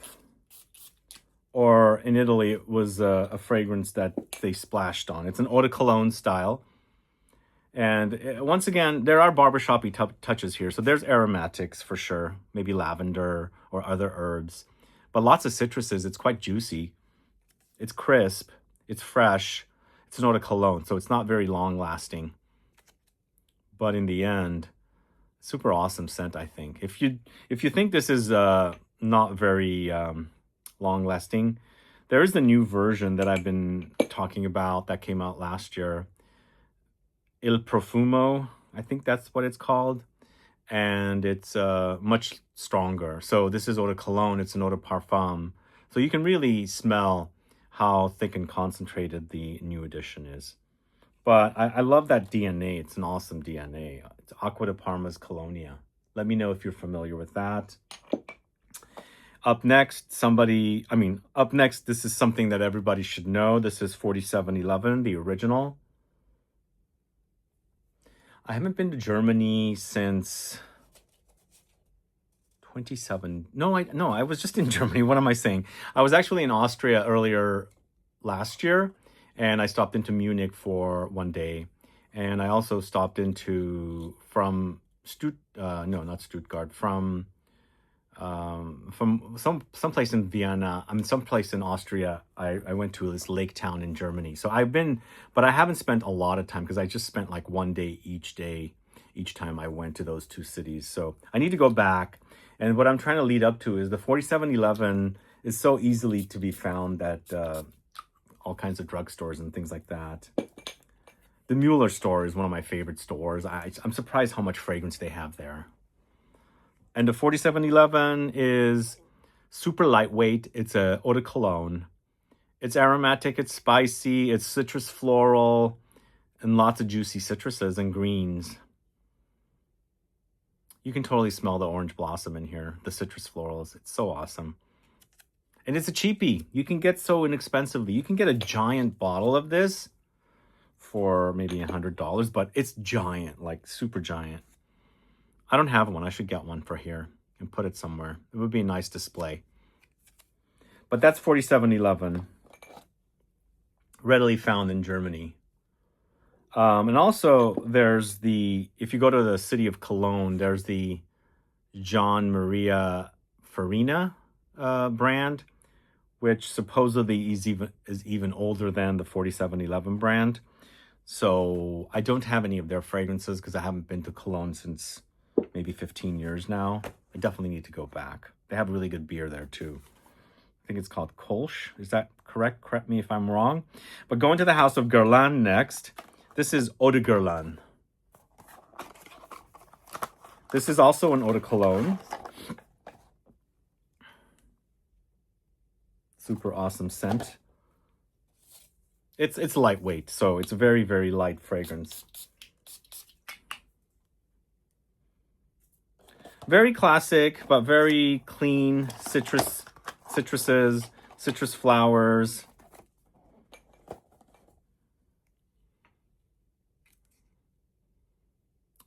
Lemony, light aromatics, probably, maybe very light woods also. But it's so clean and also very classic. So awesome scent there. And then, of course, this is a unisex offering, but I think guys really love this. Mugler Cologne. And this is the Come Together edition. You know, I actually have a bottle of the OG that I bought probably somewhere around 2005. So 20 years ago, maybe even earlier, like 2004. And it's still going strong. It still smells great. It hasn't turned, thankfully. This is not wooden, but its citruses are the fragrances that turn fastest, like the quickest. But Mugler Cologne, I mentioned earlier, I started wearing, after I wore probably 3 bottles of Mugler Amen, Angel Men. I had just started going to a gym and I started wearing it as a gym fragrance and also after shower at the gym fragrance. And it's the story is that Thierry Mugler went to Morocco and there he was using some soap and he tried to recreate that soap in perfume form. That's what the story is. It's created by Alberto Morillas. What I like about it is green. The greenness, it's super soapy, it's super fresh, it's clean, and very easy to wear. And it smells amazing after a shower because I love it after a shower. I mean, after shower, cheapie, 4711 for sure. But if you want to spend a little money, it's back, by the way, the Mugler Cologne. Supposedly it was back. The Come Together. Is it the Come Together edition or is it just Mugler Cologne? So why is it called Come Together? In 2018, I think, or 2017, Mugler launched a bunch of flankers of Cologne, Mugler Cologne, and they had all these variations on the theme. And so they decided to name this Mugler Cologne Come Together, whereas the other ones all had names as well. But the original is the best. I love the smell. It's one of the best, I think. Last but not least, I got to add this here because it's so popular. And I somehow have grabbed the extrait. But this is Tygar. Not Mugler. This is Bvlgari Tygar. This is actually, sadly, the extrait de parfum version that just came out. The original is grapefruit, ambroxan, woods, and amber. super sexy, great trail. So many, it's kind of like a Ventus. It's been duped and copied and inspired by all over the place. And there's like Vibrato from Sospiro. There's Kajal 3. There's The Hedonist. So many like variations on that one because it's just a loved DNA. People love it. People find it sexy. And even Jacques Cavalier has kind of played around with the DNA and the formula and twisted it around for a lot of different fragrances for Louis Vuitton. But Tygar is awesome. It's a great scent, super sexy. One of the best from the Bvlgari line. And again, this is the Extrait de Parfum. I bought mine at Harrods. It was exclusive for Harrods, but I think it should come everywhere that Bvlgari Les Gemmes collection fragrances are sold, like soon, towards the end of this month probably, or maybe early next month. So that's the entire series of fresh citrus classic cologne masculinity fragrances. Then we're going to a category called intimate and seductive masculinity. I'm going to start off with Jean Paul Gaultier's Le Male. You guys like this one? Who likes the Elixir and the Elixir Absolute? And who prefers the original or the Eau de Parfum? I think the original has that signature smell that, although there is something that I smell that kind of goes away, and it's not so prominent in the flankers. In fact, I don't think I smell it in the Eau de Parfum. I smell it more in the Elixir. But this is a awesome DNA. I kind of categorize it a little bit with a Amber Fougere direction because it's kind of in that style. It's, lavender, there's warm notes, there's tonka. So there's a little bit of an Amber Fougere-like styling to it. So it's warm, it's spicy, it's aromatic, it's herbal, and I think it's sexy. The original has that, I can't describe that DNA, whatever that is. It's this very distinct smell that it's not emulated in the flankers as much. In fact, I think it's kind of missing in the EDP because I just featured the EDP in the Parfum video, which is airing next week. I find it a little bit in the Elixir, maybe not as much in the Elixir Absolute, but something in it, and I don't know what it is. I got to focus on it and figure it out. But something in here that's quite distinct, which I also noticed was maybe featured in Fleur de Mal, which sadly discontinued, but I don't know what it is. If anybody knows, let me know. So that's Jean Paul Gaultier's Le Male in the Intimate and Seductive Masculinity collection of fragrances. Very popular fragrance. Flankers galore. I think there's a Le Male Blue launching this year, from what I heard. Is that true? Up next, a fragrance I wore in the late 90s that I was obsessed with. This is The Dreamer. I think it's just called Dreamer now. This version is the reformulated version. The original, to me, was not as fresh as the reformulated version, but it hints at the smell I remember wearing. I remember it was like 98, 99 when I wore this. It was also super potent. It was a bit fougere-like as well, but with a tobacco-ish touch, but not smoky. It was leafy. I think as a fresh, it's more fresh now. The smell is so good, but just not as deep as I remember.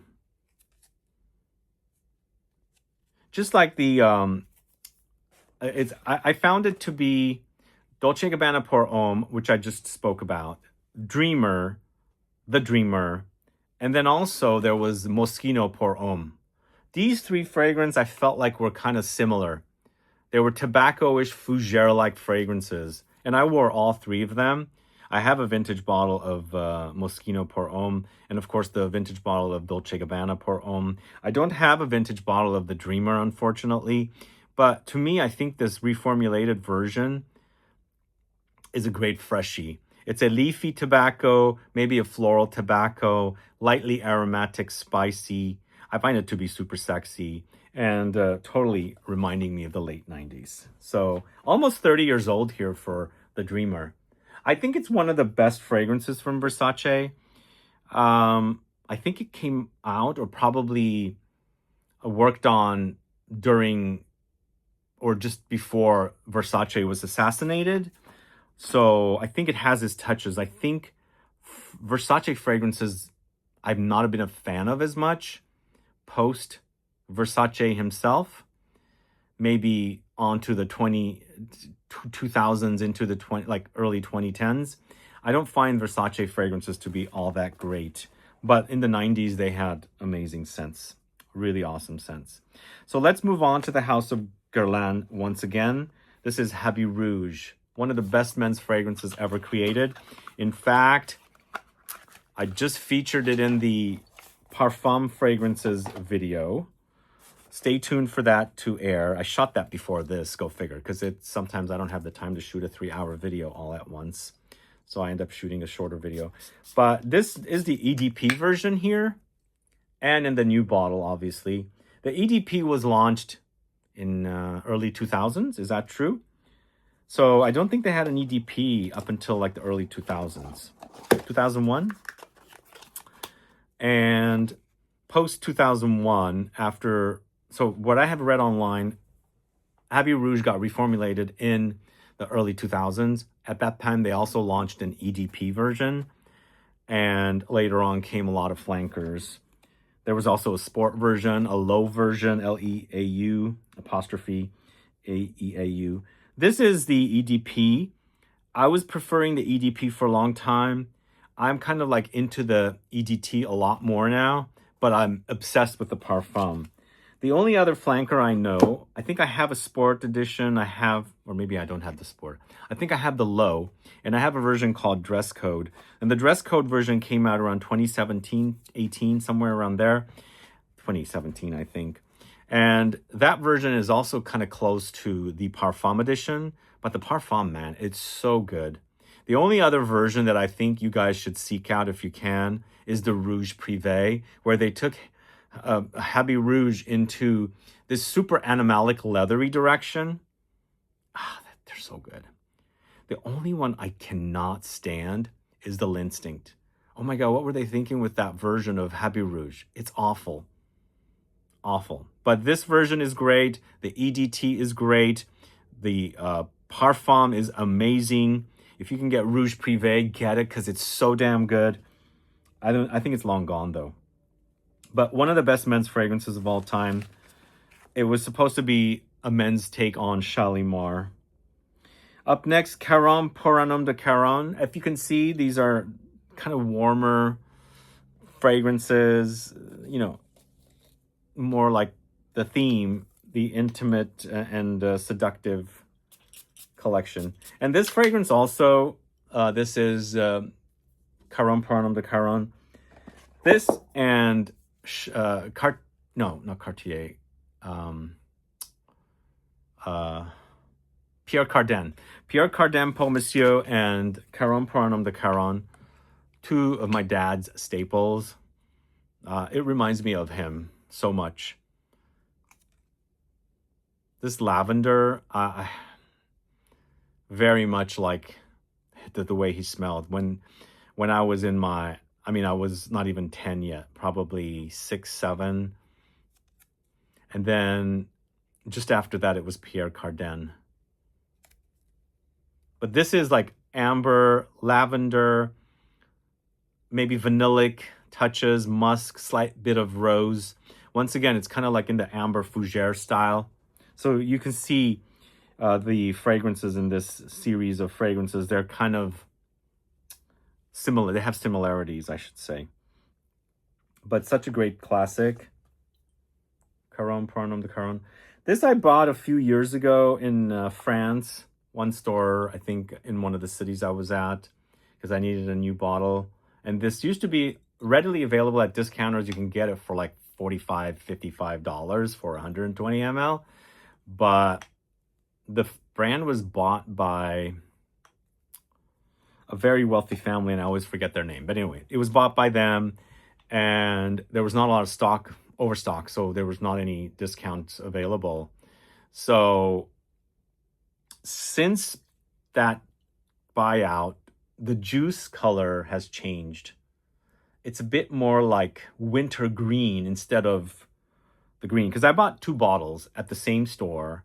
This was in a gift set with a 10 ml. Color was like, this was like a brand new manufacturing or creation. And then there was an older bottle in large, and I have it upstairs up above, and I can't get it down right now. And I took out the bottle, and I was like, yep, this is what it used to be. Super green, more like the Mugler Cologne green color. And the new formulation is just kind of winter green color, which kind of throws me off a little bit. I almost feel like it's going to smell like minty kind of candy, or toothpastey. But thankfully, it's lavender. It still smells like what I remember. But such an awesome scent. Hopefully, you guys get to try it. Up next is a great classic. It's had multiple flankers. In fact, I think it's a flanker of a flanker of a fragrance. And then they made flankers of this fragrance that was a flanker of the other. Does that make sense? This is La Nuit de l'Homme. And I'm talking about L'Homme from YSL and La Nuit. I don't care for L'Homme. I love La Nuit de l'Homme. And I think it's a really awesome scent. As you can see, I have hardly any left in this bottle because I consider this one of the best cardamom fragrances. And there's warmth in here, but I think the fresh cardamom is so super awesome that I find kind of sexy.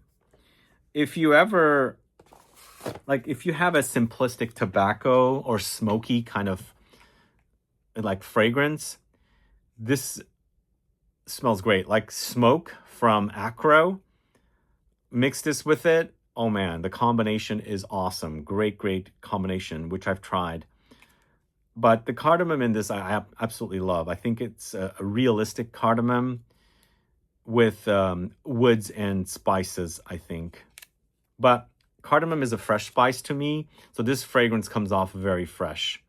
And it's definitely between L'Homme and La Nuit de l'Homme, I find this to be far superior as a smell. Really love it. Anyway, that's La Nuit de l'Homme. I need a new bottle. I hope the new versions are as good.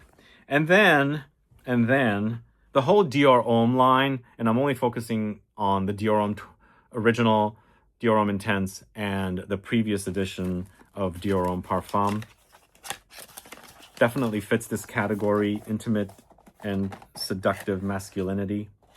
I'm showing you guys here the 2014 edition, which I find to be a masterpiece, one of Francois de Mache's masterpieces. He did such an amazing job on this.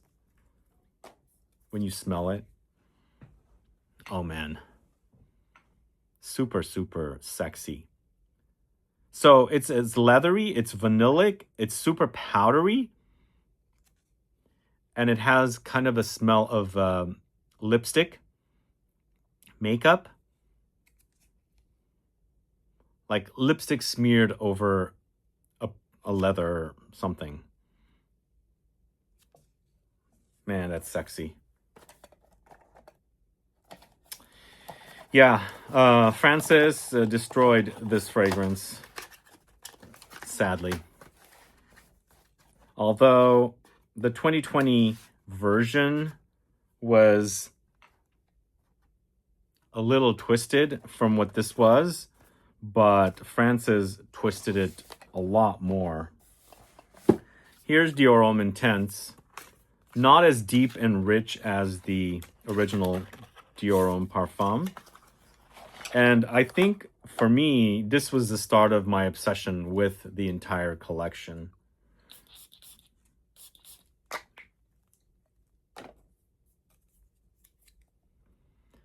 I think I am remembering when I discovered it. Wow, when I go from Dior Homme Parfum 2014 to this is a weakling, but the DNA is still there. Some people prefer this. It's not as thick, it's not as dense, it's not as concentrated.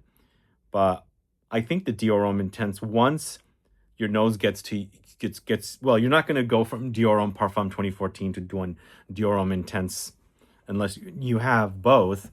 But once my nose got used to Dior Homme Intense right after Dior Homme Parfum 2014, I start really enjoying. This DNA is awesome, super, super sexy.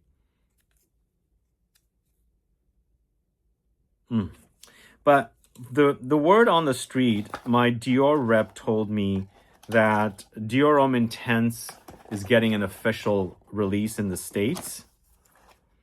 Let's see when that is. It's never had a release here. I don't ever recall. And Dior Homme Parfum never did either. Dior Homme Parfum you could find at the discounters, but not easily. And then the Dior Homme Original is this. I started with Dior Homme Intense, Dior Homme Low, Dior Homme Eau. Remember that one? A Macy's exclusive. Then I got the Dior Homme Original. I haven't used this one for a long time. This is the original. The original is just fresh, powdery, not as deep and rich. It's all about the Dior Homme Intense. I can still smell this. I mean, I can still smell the DNA in here, but it doesn't have that thickness. It's not as dense. But for me, it's all about the parfum. But totally fitting of this category, intimate and seductive masculinity. Let me know if you're a fan of any of these fragrances. And as I said, I'll tag as much of these fragrances as I can. So let's move on to the mossy, earthy, classical masculinity series. And we've got several fragrances here. First of which is, ta-da, Czar. So I actually was able to do a haul recently of somebody getting rid of a lot of fragrances, and this was one of the fragrances. I'll actually post about them. It happened between all of my travels, and I don't even remember if I posted about the haul. There was a lot of vintage fragrance there, but Czar I wore in the early to mid 90s, somewhere around 93. It was gifted to me by a relative, and it's a fougere once again. It's herbal, it's spicy. Who's a fan? It's aromatic and woody. I love this bottle. I'm so glad to have that finally. Look at this. So that's the Pour Homme, Van Cleef & Arpels Pour Homme, and then there's Czar. And these are actually now selling worldwide. They should be.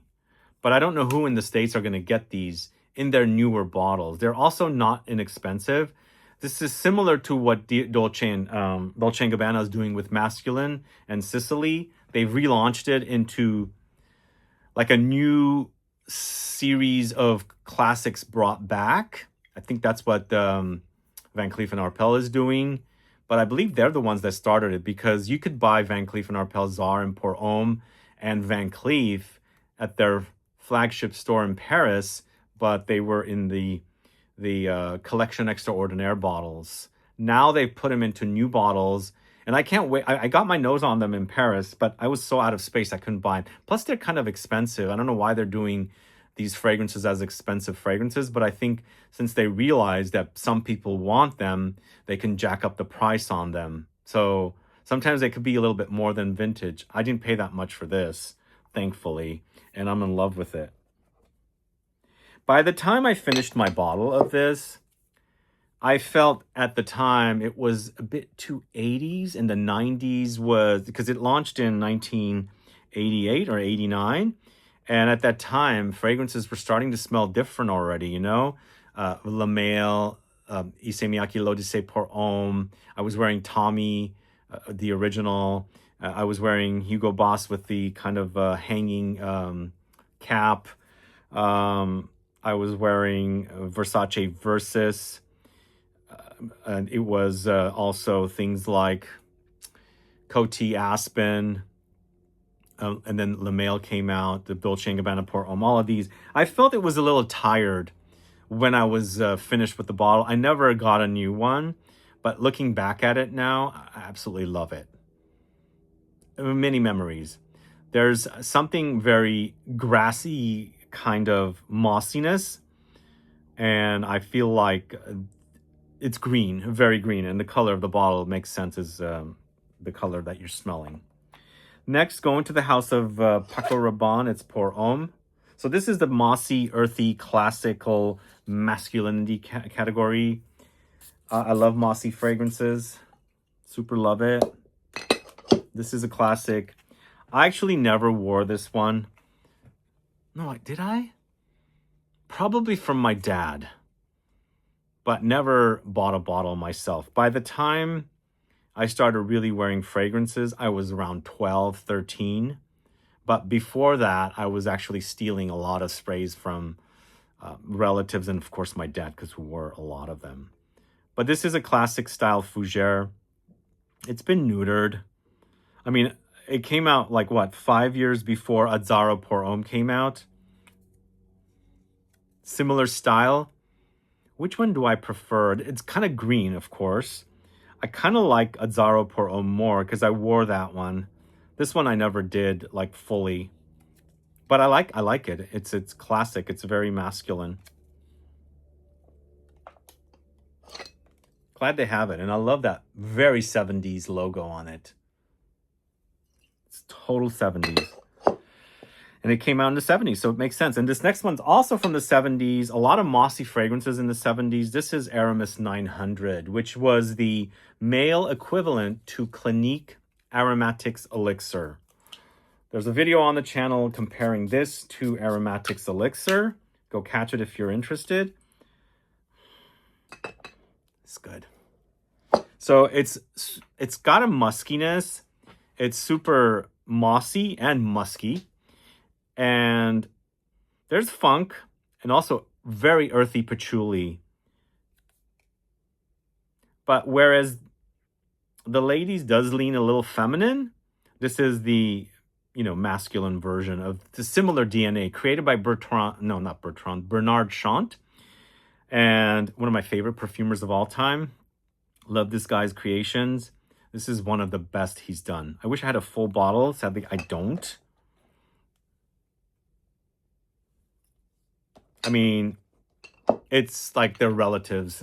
Aromatics Elixir, Aramis 900, super relatives. Like, I have a video on all those Aramis fragrances that I shot probably 5 years ago. Go catch it. In that video, I tell you what each of the Aramis fragrances ladies equivalents are. Like, for example, I spoke about JHL.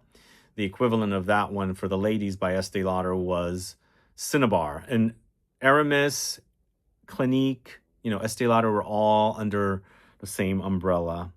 But 900 is awesome. Super sexy.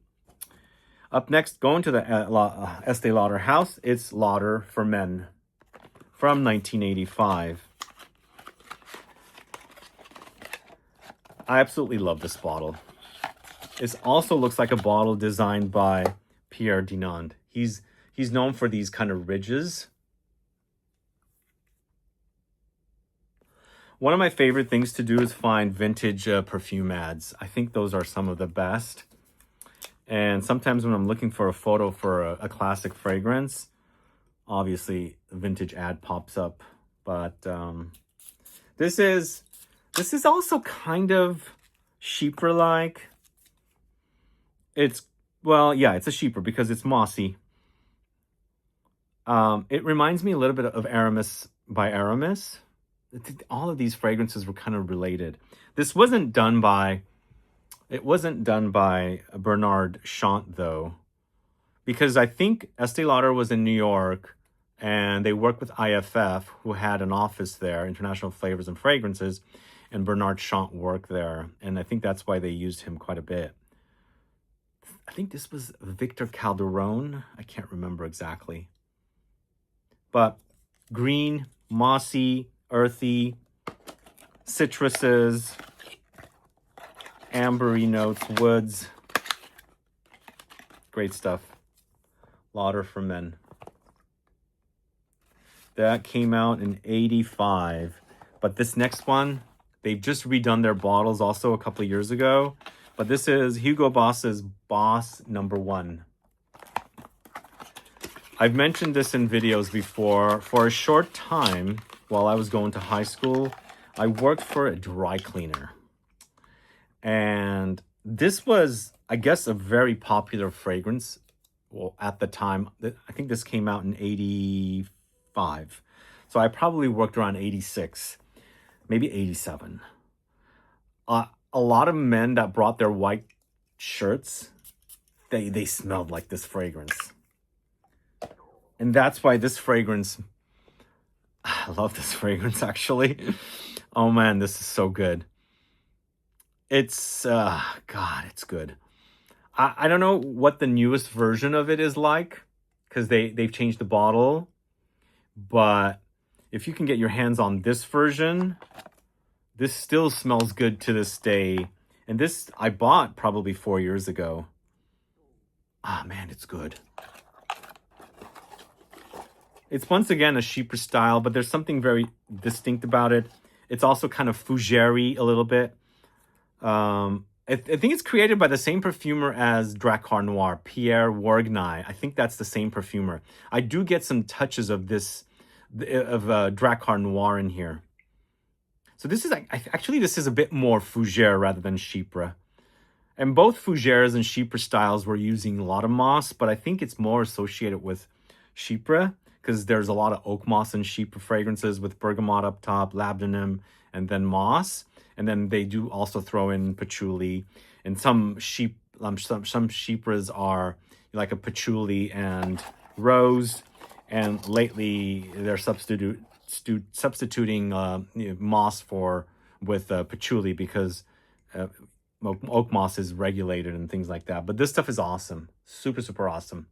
Yeah, now that I smell this again, it's more like a fougere, especially knowing that it is Pierre Wargnier, the perfumer.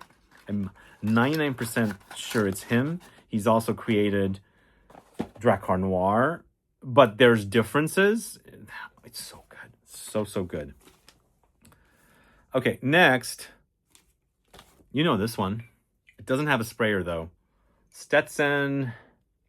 So this is actually a Chypre, but this is like a Chypre like I've never smelled. There's a fragrance from the house of MDCI. It's called Chypre Palatin. It's a Chypre, but it's like an amber, like a warm amber Chypre. This is giving me a similar idea, whereas it's a Chypre, but it's kind of warm and ambery. But I'm not saying it smells like Chypre Palatin, because this smells like a classic men's fragrance from the early 80s. But I haven't, it's rare that you experience warmer fragrances when they're categorized as a Chypre. So it doesn't really remind me of like that green, mossy, fuzzy kind of a Chypre. It's more like it's warmer, it's amberier, but super awesome. Who's a fan? Add a comment below. Up next, going to the house of Loewe, it's Esencia. This is actually Olivier Cresp, I had read. So if you don't, well, first of all, the bottle is no longer this. Loewe went through a whole redo of all of their bottles. They have uniform bottles now, but they have the colors kept in all uniform bottles. So if you go and look up Loewe Esencia and you get the EDP, it will not smell anything like this. Just keep that in mind.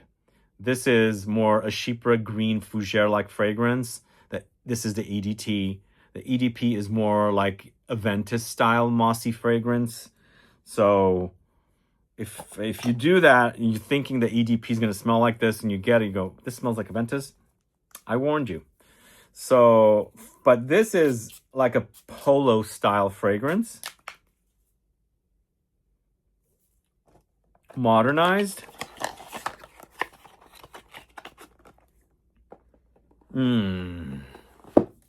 Yum. It's super green and aromatic, like lots of greens here. There's a little leather in the dry down. But yeah, it's quite good. So Loewe is a Spanish brand who had a creative director that really brought it into the modern world. I think I used to travel to Spain quite a bit. Like I started traveling there in the 2000s, and I used to see Loewe fragrances in their department stores, and I didn't really know the brand. And I used to see this fragrance and some of their other fragrances, but I didn't really start recognizing the brand until Loewe 001 Man, 001 Woman launched. And then at that time, I think the brand kind of started getting out there and becoming a lot more popular. But some of their classic fragrances are really awesome, including this one. So that is Loewe Esencia from 1988. It's a polo style fragrance. So check that out. Now we're moving on to the power, leather, and machismo masculinity category. Yes, power, leather, machismo. Okay, we're going to start off with Canise 10, but I have the golden edition. The original was launched in the 1920s. Really awesome leather fragrance. The golden edition was launched around 2000. It was just modernized. And this is a brand new bottle I bought at their store in Vienna earlier this year. I have my first bottle that I had bought in Berlin at the KaDeWe store when I visited there like for the first time like 8 years ago. This bottle is the newest one. I think it's gone through a little bit of a reformulation. It's not as hefty, but it's leather. It's a bit animalic, but also a bit ambery, woody and spicy, but very vintage.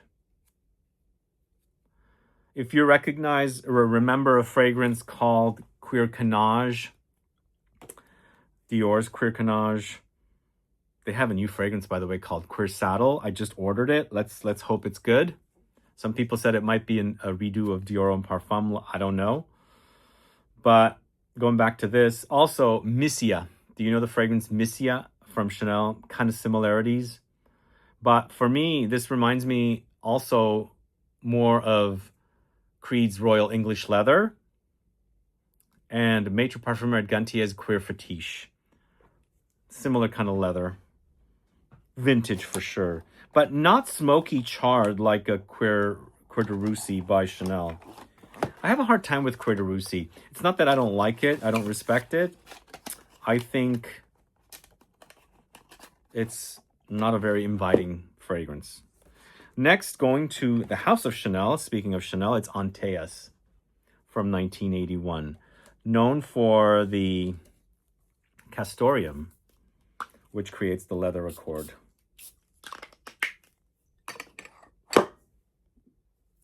Honestly, guys, the reformulation of Antaeus is pretty bad. At least to me it is. It's still animalic. It's still very leathery.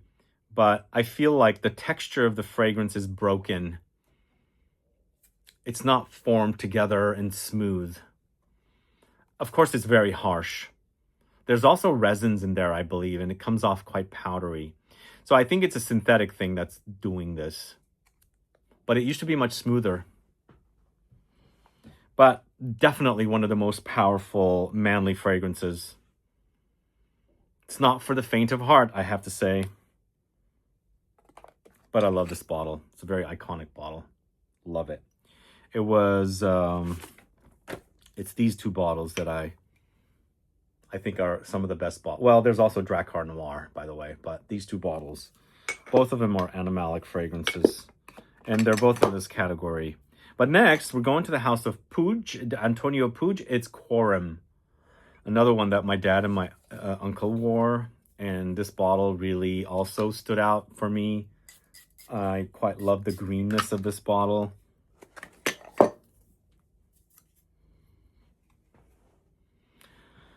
So this is leathery and also mossy and green, but not as well. This bottle has been around with me for a good 15, 16 years.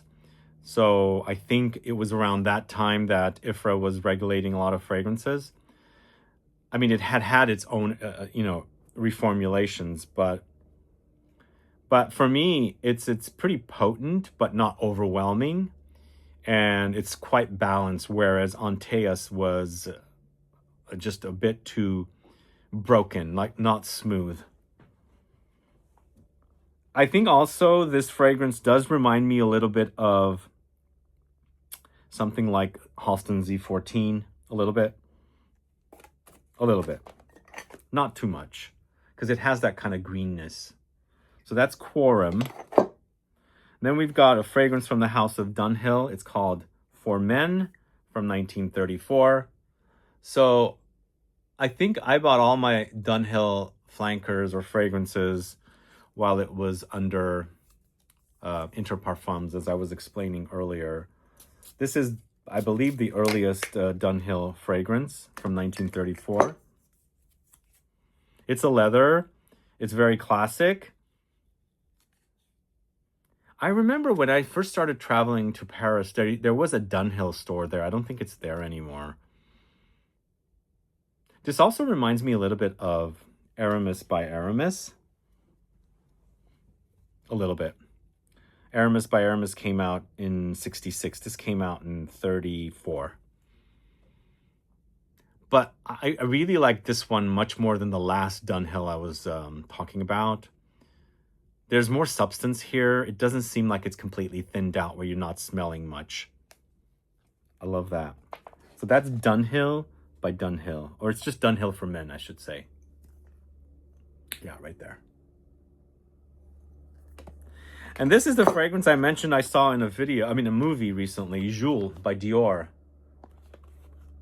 But this version is the reformulated version that they brought back in around 2015. Who's a fan of this one? This came out in the early 2000. No, originally came out in early 1980s. It's actually 1980. So Jules.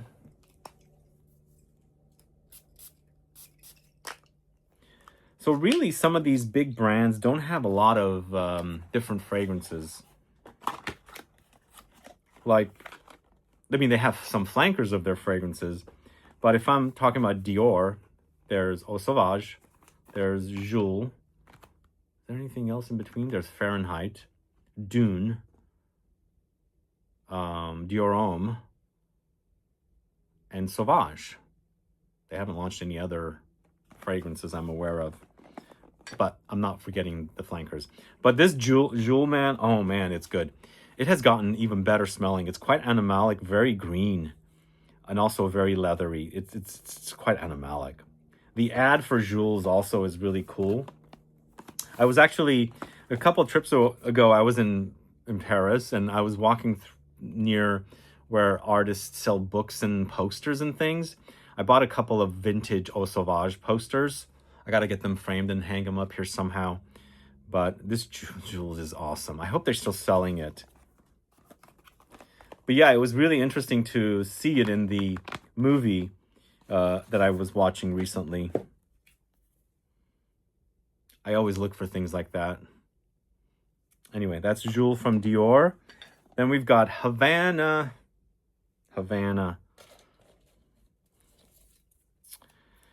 So this actually came in a blue bottle. And the label had that same label on it. This is the re-release of Aramis's classic line of fragrances in the early 2010s. This is also created by Natalie Feistauer, who I personally know. Got some things on the floor here. But I think this is one of the last old school style fragrances that Aramis launched. They've launched things since then, like Tobacco Reserve was one of the best fragrances that they had ever launched. It came out in the late 2010s. So good.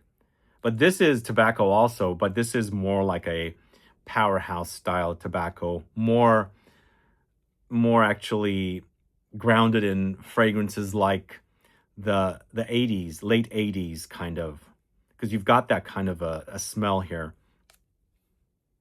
Oh, it's good. I don't remember it smelling this good, but this is also not like smoky. It's leafy, it's dry and super spicy, and of course leathery. So good. These are all really great classic men's fragrances. And then of course Pour Homme by Van Cleef & Arpels, which is back again, as I was saying. Czar, Pour Homme, and two ladies Van Cleef & Arpels fragrances are back. I know a lot of you are waiting for Midnight in Paris to come back. Let's hope. But this, leather, pine, rose, animalic a little bit, musky, super masculine, and super awesome.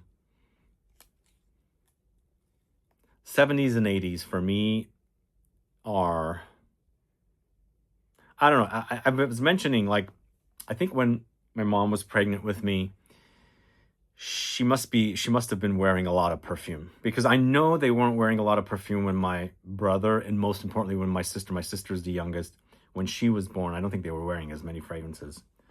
Although they were, my dad he was wearing all the Aramises. But I don't know, maybe they were wearing a lot more and they were going out partying a lot. So I was smelling a lot of perfume when she was pregnant with me. That's why I got obsessed with scent.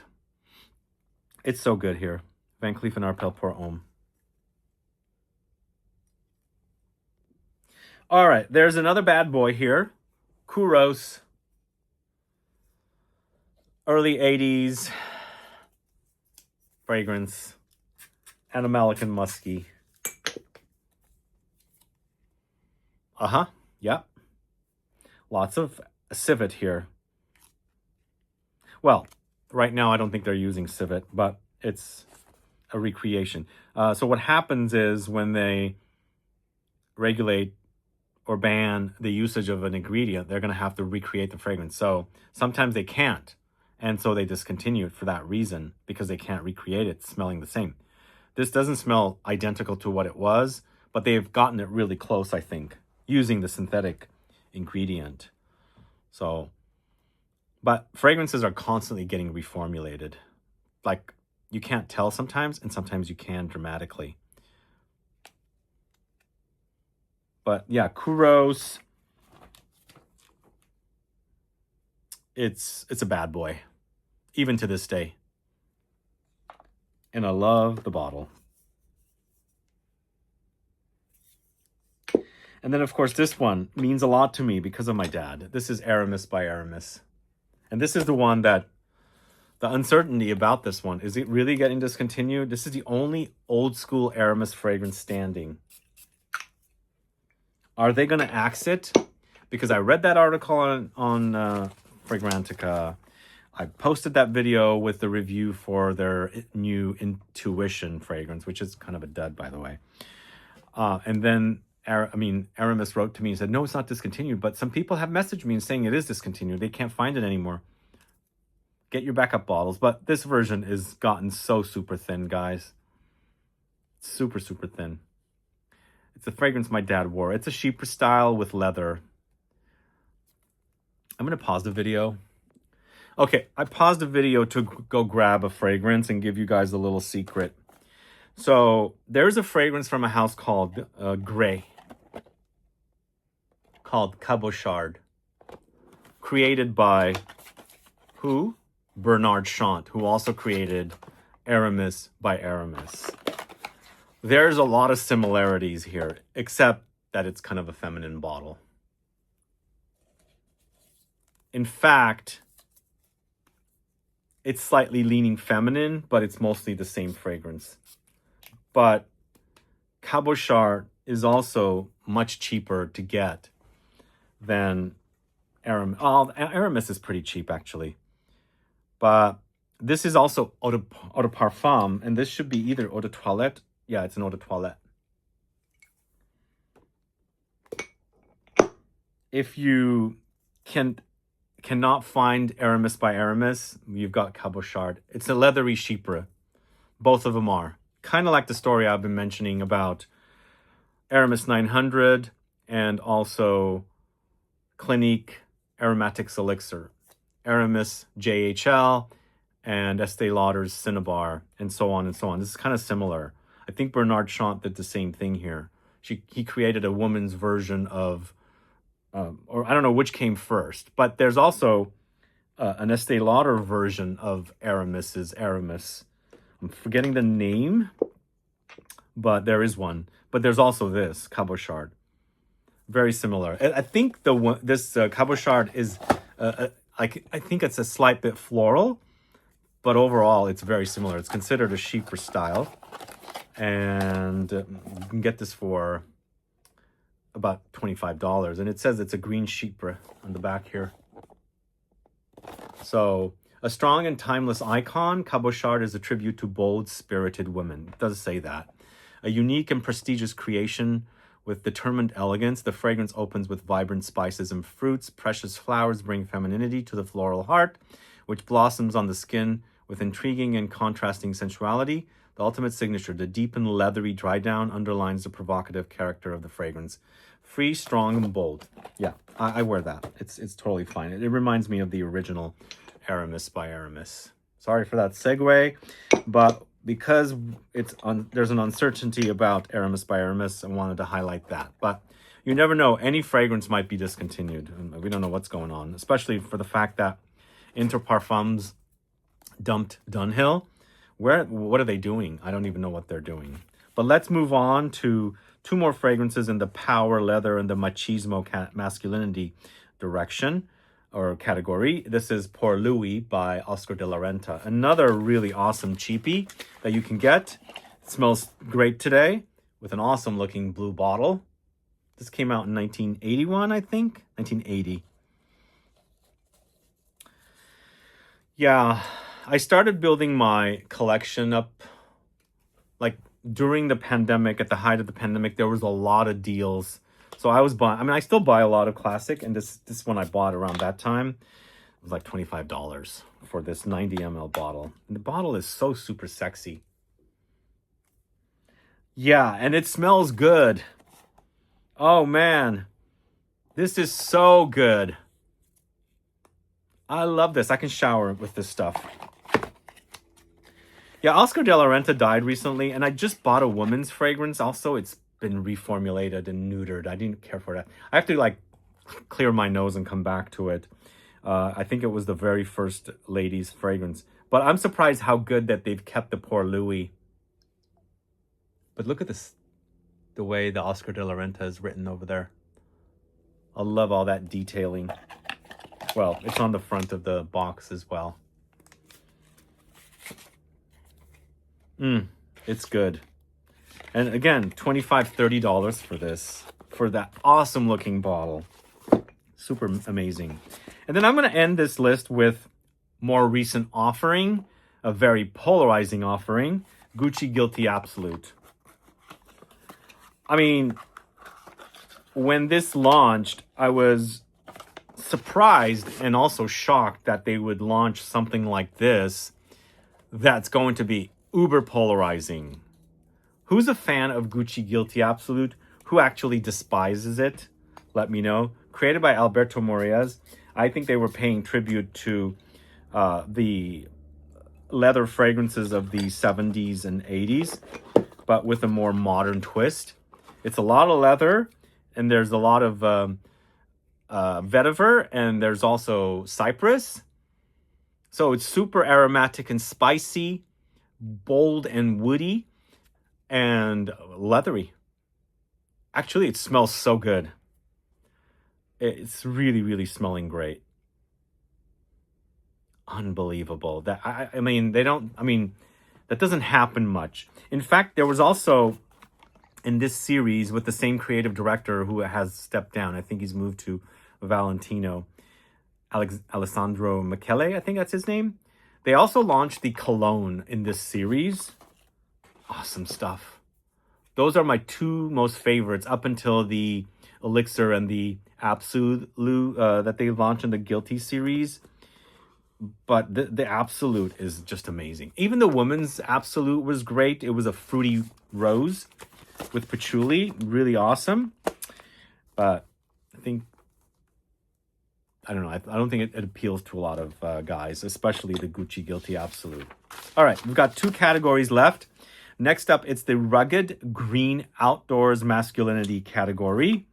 And we're going back to the house of Aramis for Devon. This is also Bernard Chant. One of my all-time favorite fragrances. He also did, is it Alliage? That's the woman's equivalent of this one. A lot of names to keep in my mind. I can't remember. I think it's Alliage. If you guys remember, let me know. But this is Aramis's Devon. Super green, mossy, fuzzy, outdoorsy fragrance. Yeah, I think it's Alliage, the woman's equivalent. This one, I think the moss in this creates, well, there's an Irish Spring kind of vibe, which I love. But there's an underlying musky animalic thing. I think it's coming from the moss. But that is one of the best fragrances ever created. I'm a lover of green fragrances, especially 70s green fragrances are some of the best. And I can't believe how good this stuff smells. It reminds me a little bit of Magie Noir as well from Lancôme. And another 70s fragrance. And there's also the Jean-Louis Scherer. Is that the name? I found a few vintage bottles while I was in Dubai. I brought a couple. It also reminds me of that.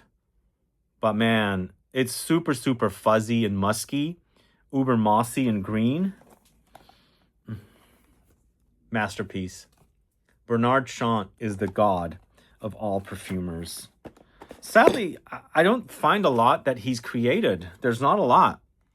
I mean, I'm assuming the guy created fragrances when he was young, or maybe he became a perfumer later in his life. But when you look up his name, he has what, like 10 fragrances listed for him on the databases? So I don't know if he's done anything else. Maybe he was a ghost perfumer. I have no idea.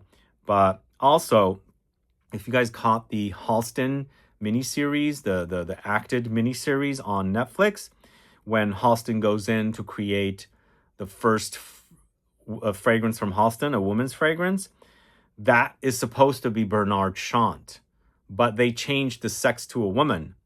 So I don't know why they did that, but maybe it was the scene where she was smelling the underwear. So they didn't want to do it with a guy. I don't know, but yeah, that's supposed to be Bernard Chant. But in the series, they made the perfumer a woman. But going back to Devon, try and get a bottle. But be warned, it's old school, it's musky, maybe it's a bit animalic, but it's super sexy. Love it. And more green fragrances from the 70s. We've got Jeffrey Bean's 1975. Jeffrey Bean's Gray Flannel from 1975. They should have called it Green Flannel. But maybe it has the muted qualities of gray. So it's green and vegetal. Somewhat leathery, but super violet forward. Violet is king here. There's a major stem presence, like green stems of plants. It's good. It's really, really good.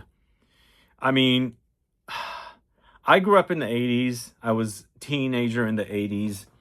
And I should be associated with more 80s fragrances, and I am, but I dig 70s fragrances, especially when it comes to the greens. And these are the rugged, green, outdoorsy kind of fragrances for sure. And very masculine offering. Even though it's quite powdery, I think it's still very masculine. You can get this for around $20. It's 120 ml. Up next, going to the House of Halston. This is Z14. This version is under Revlon. So, did I say Revlon on here? I can't see. I don't know what it is, but this version I think I bought way before I did my video on Halston fragrances. Probably around the time when the miniseries aired. And maybe it wasn't at Revlon at the time. So this to me is an iconic fragrance. My dad and my uncle both wore this, and I remember seeing them on their dressers. And it was a splash bottle. This is a spray bottle. It's been really neutered. Now, if you were ever able to get your nose on Italian Cypress from Tom Ford, it totally reminded me of it. It's a Chypre style. This is a Chypre, a cypress, meaning bergamot up top, labdanum in the heart, moss, oak moss in the base, sometimes patchouli, and rarely rose. But lately we've been getting a lot of rose Chypres, so to give it more of a modern twist, I guess. But for me, it's also a little leathery here. Was this Bernard Chant? I don't think this is Bernard Chant. I think Bernard did the very first Halston fragrance, but in the mini series, she did all three of the fragrances, I believe, for Halston, because there's another 1-12, I think, from Halston, which I don't care for as much. For me, I'm a fan of the Z14. I also really love the name. If you think this is just too watered down, which it is, try Apex from Raja. Oh man, that smells like Halston Z14. And then of course, if you can get your hands on Italian Cypress by Tom Ford, that also reminds me of it reminds me of Halston Z14, the original. And lastly, Noir Anthracite also reminded me of Halston Z14. They're Chypre styles. But iconic fragrance, and I love the bottle too. Speaking of green, we have to go here. This is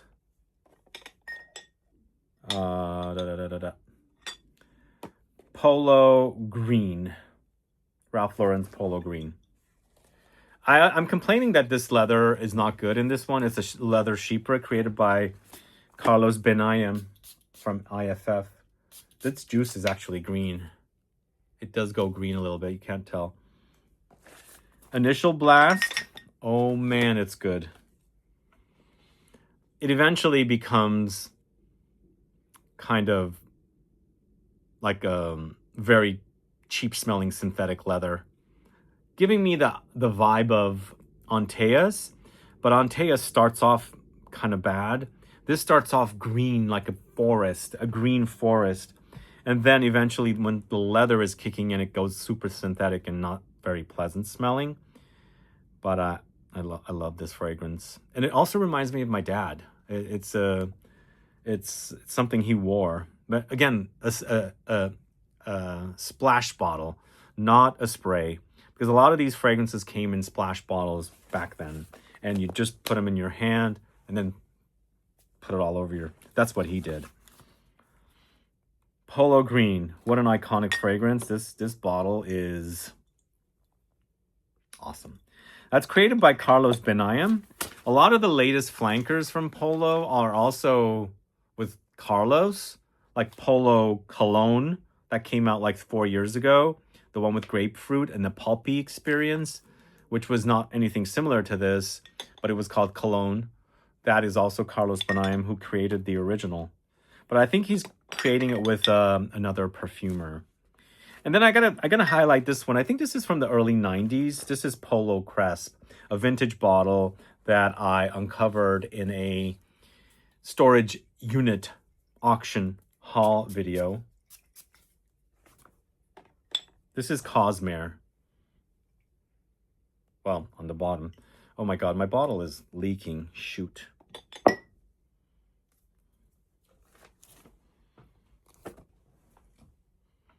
Well, has my bottle finally turned? It's not smelling as good as I remember this smelling. It started off smelling a bit tired. It's developing into something nice. Polo Crest was, I think this came out around the same time of Safari, which I don't have in this video, but probably should have featured it. Ah, man, Safari was so good. But I think this came under the radar and disappeared pretty quickly. But I think it's a modernized take on Polo, the green bottle. Not as leathery, but still very rugged and green and spicy and aromatic. That bottle is a Cosmere bottle, I know for sure, because I've already figured that out. But this bottle is a L'Oreal bottle, which can't really figure out right now. Those writings are too small. And then this one's got to be here. Same era as the Polo Green, Yatagan. I think this also came out in actually this came out 2 years prior to Polo Green. This is 76, I wrote down. This is a little pissy. Is that a good word to use? It's a little pissy, but also green. Super, super green. Green forest, green energy, green mossy, but fuzzy. I think it's also kind of sort of giving me, like, it's almost like in the middle of Devon and Polo Green, the Yatagan. Yeah. Man, there's a musk in here. But to me, this has more musk than Polo Green. Polo Green gets leathery and musky, but it starts out super green and not musky. This one is like right away, I can pick up the musk. And it's an oak mossy musk, fuzz, something animalic that you don't experience much in fragrances. That's awesome. I think that's one of the best fragrances. Well, again, 70s fragrances are some of the best. These are some of the most latest formulations, I should say. But I think they've kept the fragrance really, really awesome. Really great. And then I've got to pull this one out. It's from 1955. See if you're going to recognize it. It's got a cult following, but I recently featured it in a haul video. And I bought it for the first time in a long time. And it was not that good. Pinot Silvestre. You know that one? By Pinot Silvestre, 1955. That's when it launched. I was disappointed in this.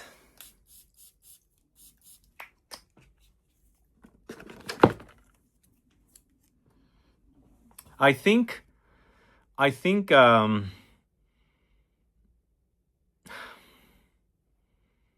me it smells like lime. You know how the skin of the lime is a bit minty, kind of piney smelling, the skin? It smells like that. So there's a lot of citrus here, and maybe mixed in with the piney notes makes it smell like lime. It's very faint, very, very faint. Cool looking bottle though, I should say. Iconic bottle. Cheapy. It's got that pine cone on top. But it's super reformulated. There's a slight barbecue thing happening too. I don't know. Is that leather?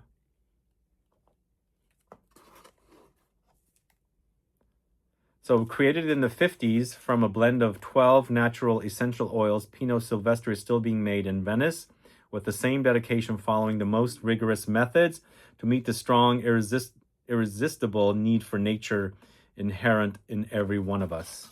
Okay. It's not very pine-like, sadly. And we've got 2 more left in this category. What about this one? Agua Brava. So Agua Brava just launched 3 or 4 flankers of this fragrance. This is also Pouge or Pouge.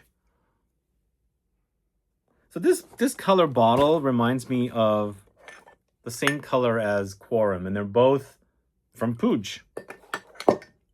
I want to get my nose on the flankers. I don't know where I'm going to find them. Probably not going to be very easy. Look at that.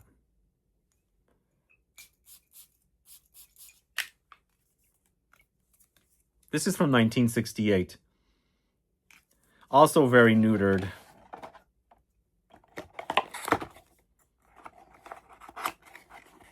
Very woody, spicy. Also not in a very good condition. I'm picking up more citruses for sure. And there's woods behind the scenes. Almost like carpenter's kind of chopped woods, forest woods. It's super citrusy and woody. Not much greenness here, but behind the scenes there's some slight greenness, I think. But I love that bottle. That bottle is truly iconic. And I like I said, I cannot wait to get my nose on the new flankers. But it's nice to have this bottle. It's an eau de cologne. No wonder it's pretty light. Puig. This is Puig. And then last but not least in this category, we've got Jacques Bogart's one-man show. Woo! This is a bit animalic. This is also super beast.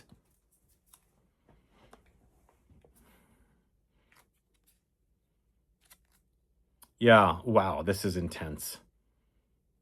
It's very, very spicy. It's very old school, like it has those kind of qualities of fragrances like Kouros, Drakkar Noir, Antaeus, because it's from that era, 1980. Because it's a bit fougere-like, it's a bit leathery, very green, very outdoorsy.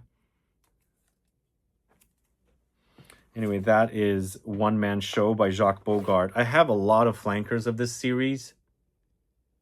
This is the tester I had bought. So that's the last of the category of rugged, green, outdoorsy outdoors masculinity. We've got two more categories left. We're going to a sporty, fresh, casual masculinity category. And I got to throw this in here. It's very sporty to me. Eternity by Calvin Klein. And sadly, I mentioned this already, it is pretty watered down. Eternity and also the other one that I was talking about, Obsession, still remains to be really great. Yeah. It's weird that the reformulation has made this fragrance very sharp. The herbs and the aromatics in here, they were kind of synthetic. And with the citruses, it's extremely sharp. I think this is also created by Carlos Benayem of Polo. But sadly, the reformulation is pretty awful. I don't like this. But it was one of my favorite fragrances. It was very, very, yeah, sporty is the right category for this. Energetic, vibrant, but kind of fougere-like. It's lots of aromatics. Eternity was awesome. I remember the ladies' Eternity, but I've forgotten how it smells like. But I remember it was so popular when the original Eternity for the ladies launched. I would smell it everywhere, but it's been a while since I've smelled it. Next, it's Azzurro Chrome from 1996. A very sporty fragrance, kind of metallic also, ice cold. And we had two Azzurro fragrances in this video. I actually like this fragrance. I started out not loving this one. I felt it kind of reminded me of Egoiste for a bit. But again, this is the sportier, not a relative, but, distant related, because gave me those kind of metallic, kind of glass, kind of coldness. But still super sporty, kind of very casual, more fun, playful. I think the reformulation of Chrome is much better than Eternity, honestly, guys. But I don't know if this is... It's under L'Oreal now. I can't tell who did. Oh, here it is. So it says Azzaro Mugler Butte. So yeah, they were under Clarins group, this version. So I don't know what the L'Oreal version is. All right, so that's Eternity. No, that's Azzaro Chrome. Then we've got Lauder's Pleasures for Men. I think the fact that this is fruity with the nectarine takes me into more of a sporty, fun, playful direction. I bought this probably 5 years ago at a really, really good discount. I was surprised at how good it is. It reminds me of the skin of the I think it's nectarines here. That's the fruitiness. Reminds me of the skin of the nectarine. It's fresh and zesty, kind of tart fruitiness with greenness. And of course, there's woods and spices here. Ooh, that's good. This is 1997. Who's a fan? Let me know. Add a comment below. This isn't the traditional sport fragrances that I have one here that's the traditional sport fragrance. But this category, I find these fragrances to be super sporty. And next, we're going to talk about Clinique Happy for Men. I was very happy when I first started wearing this around 99, 2000. It has changed. And also, we're keeping it in the family. Clinique, Estée Lauder, same parent company. Estée Lauder is the parent company. I found this to be super fruity and very uplifting, very energizing. It's kind of like citrus fruits, with a lot of citrus fruits, very pulpy citrus fruits. And there's also light fruits in there, you know? There's some light fruits, but it's mostly about the citruses because there's some redness that I get from this. It's almost like blood orange. I remember wearing this and really, really loving the way I smelled wearing Happy. I love that. That came out in 99. Then we're going to Burberry's Touch for Men. This is also quite sporty. This is violet leaf focused. So there's a ozonic liquidy crispness here. Super fresh.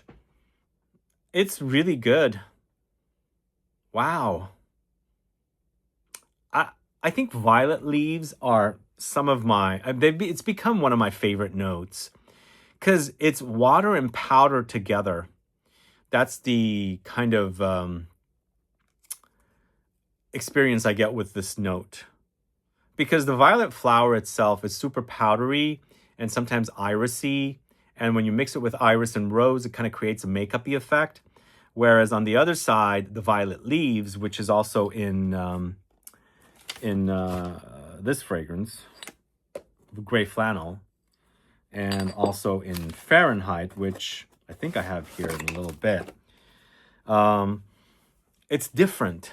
So it adds that watery crispness, freshness, but then it throws in powder at the same time. So it's almost like conflicting, contrasting powder and water. How do you get that from both? Really, really cool. And this touch is really fresh and ozonic, as I said, and also powdery. A very unique smell with the violet leaves and a very sporty fragrance, I think. And then for a true sport fragrance, I haven't discussed the Allure series yet. We've got Allure Homme Sport. And I don't know why my cap has gotten extremely sticky. And I've never sprayed anything on this because it's always up high. I've got Chanel very high. So the Allure series is a pretty decent series. It's, I think, the first series of Chanel fragrances that has gotten a lot of flankers. In fact, there's only one other series in Chanel's men's fragrances collection that has a lot of flankers as well.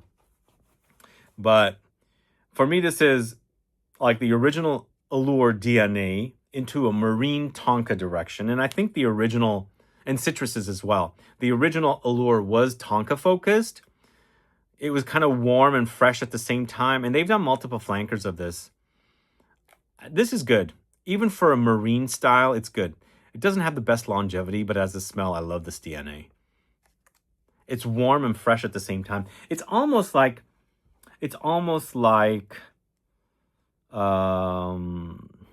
Nico's Parfums, that fragrance, Sculpture Parfum, the Sculpture Homme, kind of like that. Anyway, Allure Homme Sport is going to end our sporty, fresh, casual masculinity collection of fragrances. And then we've got one more category, woody, spicy masculinity. And we're starting off with Cartier's Declaration from 1998. This is not the Parfum. This is the original. And we're going on almost 30 years for this fragrance. It's a good fragrance created by Jean-Claude Helena while he was at Cartier. Well, no, he wasn't at Cartier. What am I saying? He was an in-house perfumer at Hermes, but he did that for Cartier. So it's a lot of spices, a lot of woods like cedar, maybe a little bit of sandalwood, and it's a lot of cardamom. It's that very, very, very, very distinct DNA that Jean-Claude Helena has used in a lot of his fragrances. Bigarade Concentré comes up with this, but this doesn't have a lot of citrus, whereas Bigarade has this similar kind of DNA, but with an overdose of citruses. But the other thing I'm forgetting here that I should warn you of, it has a little bit of a cumin caraway spice as well. But it's a really awesome, manly, masculine fragrance. So that's Cartier Declaration from 1998. In the video that's coming up soon, the video about parfums, I do feature the Declaration Parfum, which was redone as a parfum by Mathilde Laurent, who is the in-house perfumer at Cartier. I like that version more than this because this is a lot thinner. The parfum is a lot stronger, but both of them are good. If you don't want something that strong, you can go with the EGT. And then we're going to another fragrance created by Jean-Claude Helena. This is Terre de Hermès. Yes, this has got to be on the list because it's one of the best fragrances ever created, ever. Jean-Claude Helena's masterpiece, Terre de Hermès. Who's a fan and who doesn't like this? So it's a lot of citruses like grapefruit and orange. There's minerally touches. There's woods and vetiver. And spices like pepper. It's so good. This is really, really amazing DNA. They've made countless flankers, but the new flanker that came out last year, the one with coffee, is a dud. I don't care for it at all. It doesn't remind me at all of the original DNA. It kind of acts a bit molassesy, syrupy. That contrasts negatively with the original DNA, so I don't care for it. This version, though, is a masterpiece. Yes, I can say that for this one. It's a new bottle because I've gone through a whole 200 ml. But I haven't been wearing it since I got it. Definitely a great bottle of fragrance to have here for videos. Anyway, let me know if you're a fan. And do you consider this a woody, spicy masculinity fragrance? Add a comment below. Then we've got Dior's Fahrenheit, the original 1988 version. Okay, when I first smelled this around the time of this launch, it came out like a year before Bois Noir launched from Chanel, which later became Egoiste. Actually, this fragrance kind of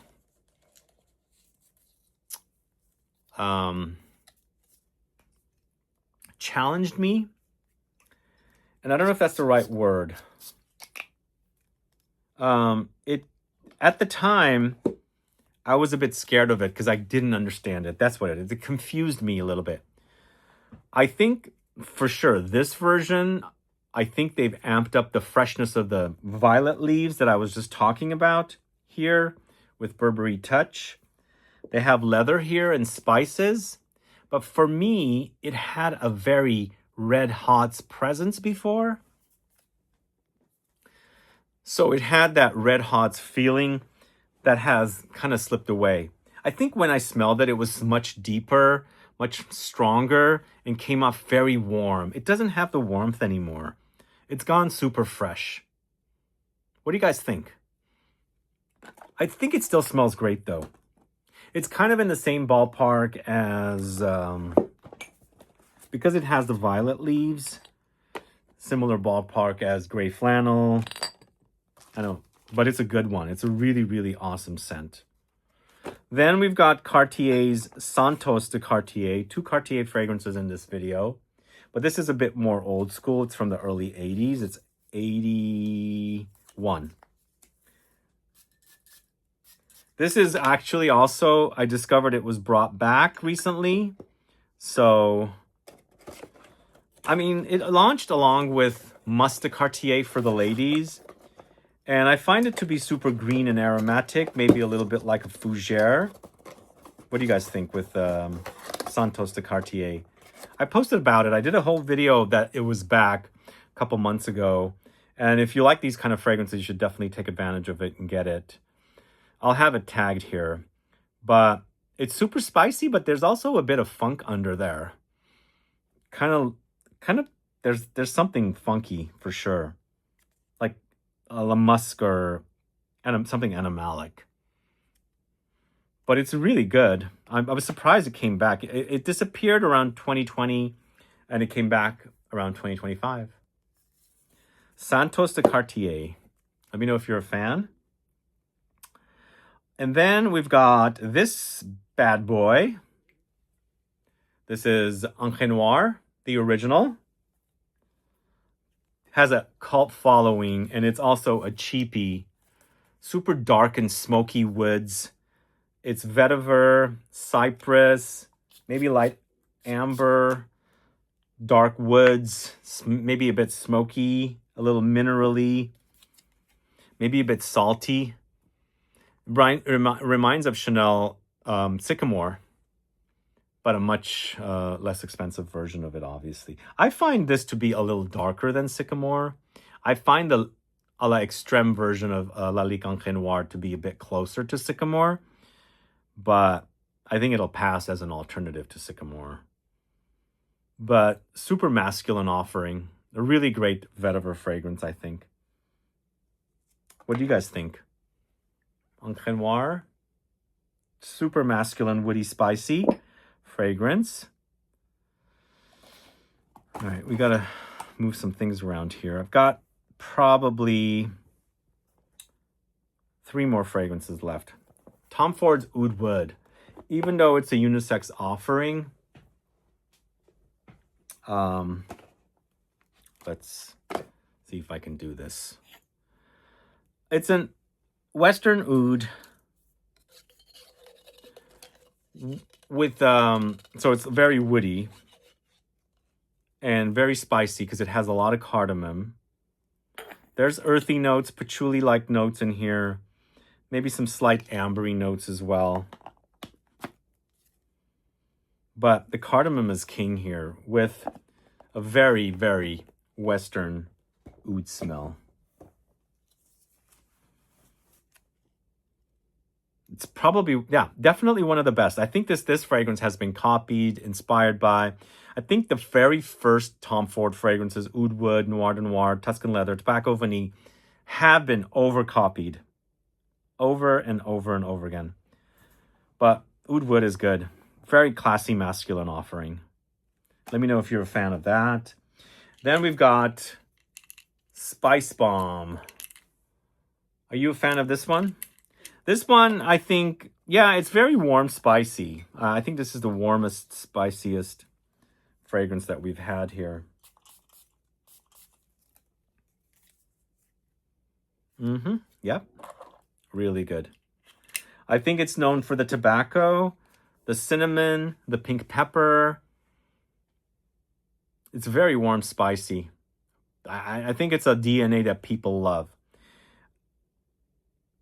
It's I was going to say, it doesn't have similarities to Tobacco Vanille or anything like that, but it's not necessarily mean they're not I mean, they're not similar. There's similarities for sure. Because there's also vanillic notes in here. Really awesome scent, I think. And I like the flankers too. Well, I should say I like the extreme and I like the musk, but it stops there. I don't care for the other one. The leather one's okay too. Next, Chanel's Egoiste,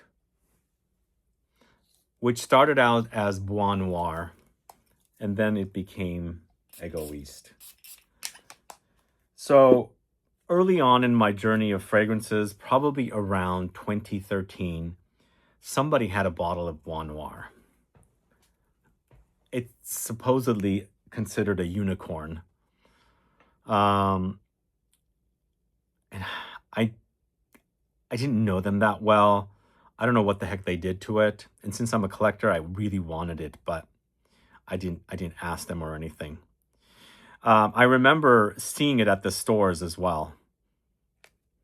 But I always thought it smelled like, I mean, it smelled identical to Egoiste. But Egoiste has lost its intensity. And Santal Noir from Dior, I felt like was a great alternative to Egoiste. But Santal Noir sadly is discontinued. I think I've read that when Jacques Polge was creating Egoiste, Francois de Mache was working with Jacques Polge. And so I think maybe he created a fragrance that he had maybe worked on with Santal Noir. Santal Noir was in the Privé collection. It was kind of rosy sandalwood with a lot of ambrette. And I think it's the ambrette that gave its unique, interesting quality with this fragrance. And with Chanel also, you can go to Chanel number 18 and it's an ambrette bomb. Super ambrette forward. So that is Egoiste.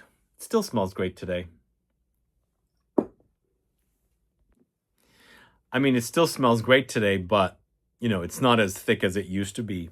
And I'm ending the list with Guerlain's Vetiver. Yep, it's definitely woody, spicy masculinity. Very iconic. I first wore my first bottle around 1999. When the bottle was sort of square like this, it had frosted ridges, 2 or 3 of them up and down. I actually bought it in New York City on a trip there. That was the first time I saw a deal. I bought it. But this is I think the Parfum edition now is much better. But even the Parfum now reminds me of the original, but I feel like it's a bit more modernized. But it's a classy vetiver, just like Lalique Encre Noir. Lalique Encre Noir smells a bit more modern than this. You can smell the oldness here. Like, there is a DNA inside here that reminds me of a classic fragrance. But it's super spicy vetiver, maybe some light citruses and woods. But really good, like a very, very classy masculine offering. And that's it. That is the last fragrance, Vetiver by Guerlain. Thank you so much for watching this very long video, guys. Let me know your thoughts on these fragrances and the categories. What's missing? It takes a long time to put these videos together. I have to do research. And so that's why I don't edit these videos, because also they're very, very long videos. So I appreciate you tuning into these deep dive videos. I'll continue doing more, but if I leave off a fragrance, I either don't have it or I just didn't have room to feature it. Like I said, I was wanting to feature Safari here. It didn't fit. I wore Safari and I absolutely loved it when I wore it. It was so awesome. Such an amazing fragrance. But sometimes you just don't have room for a lot of fragrances. And also these videos, I limited to just under 100 because, I do feature 100 because I sneak in some on the same fragrance, but in order for me to have the chapters appear, so you don't have to click into the info box, I have to have less than 100 well, actually 100 is the limit. So we absolutely have to have an intro, and 99 more is the most you can have of other chapters. Otherwise, the chapters don't work. But again, I appreciate you tuning in today to watch this deep dive video. Thanks so much. If you have any ideas for other deep dive videos, you can send an email to the email address in the info box, or just make a comment here. Please subscribe to my shorts channel that I'll be starting posting shorts videos on. I no longer will post them here. In fact, what I'm probably going to do is take excerpts out of these deep dive videos and make shorts there and point them to the videos here. But we'll see. I don't know how it will work. It's just when I was posting shorts here, it screwed up the algorithm of my channel, because shorts versus very long form content, it was not working well. But again, if you have any ideas for any deep dive videos, please send an email or add a comment here. And again, stay tuned for more videos very soon. Don't forget to subscribe to the channel. Click that bell icon to be notified. And please give a thumbs up for this video. That will really, really help with the algorithm, and it will share the video further. See you guys later. Bye-bye.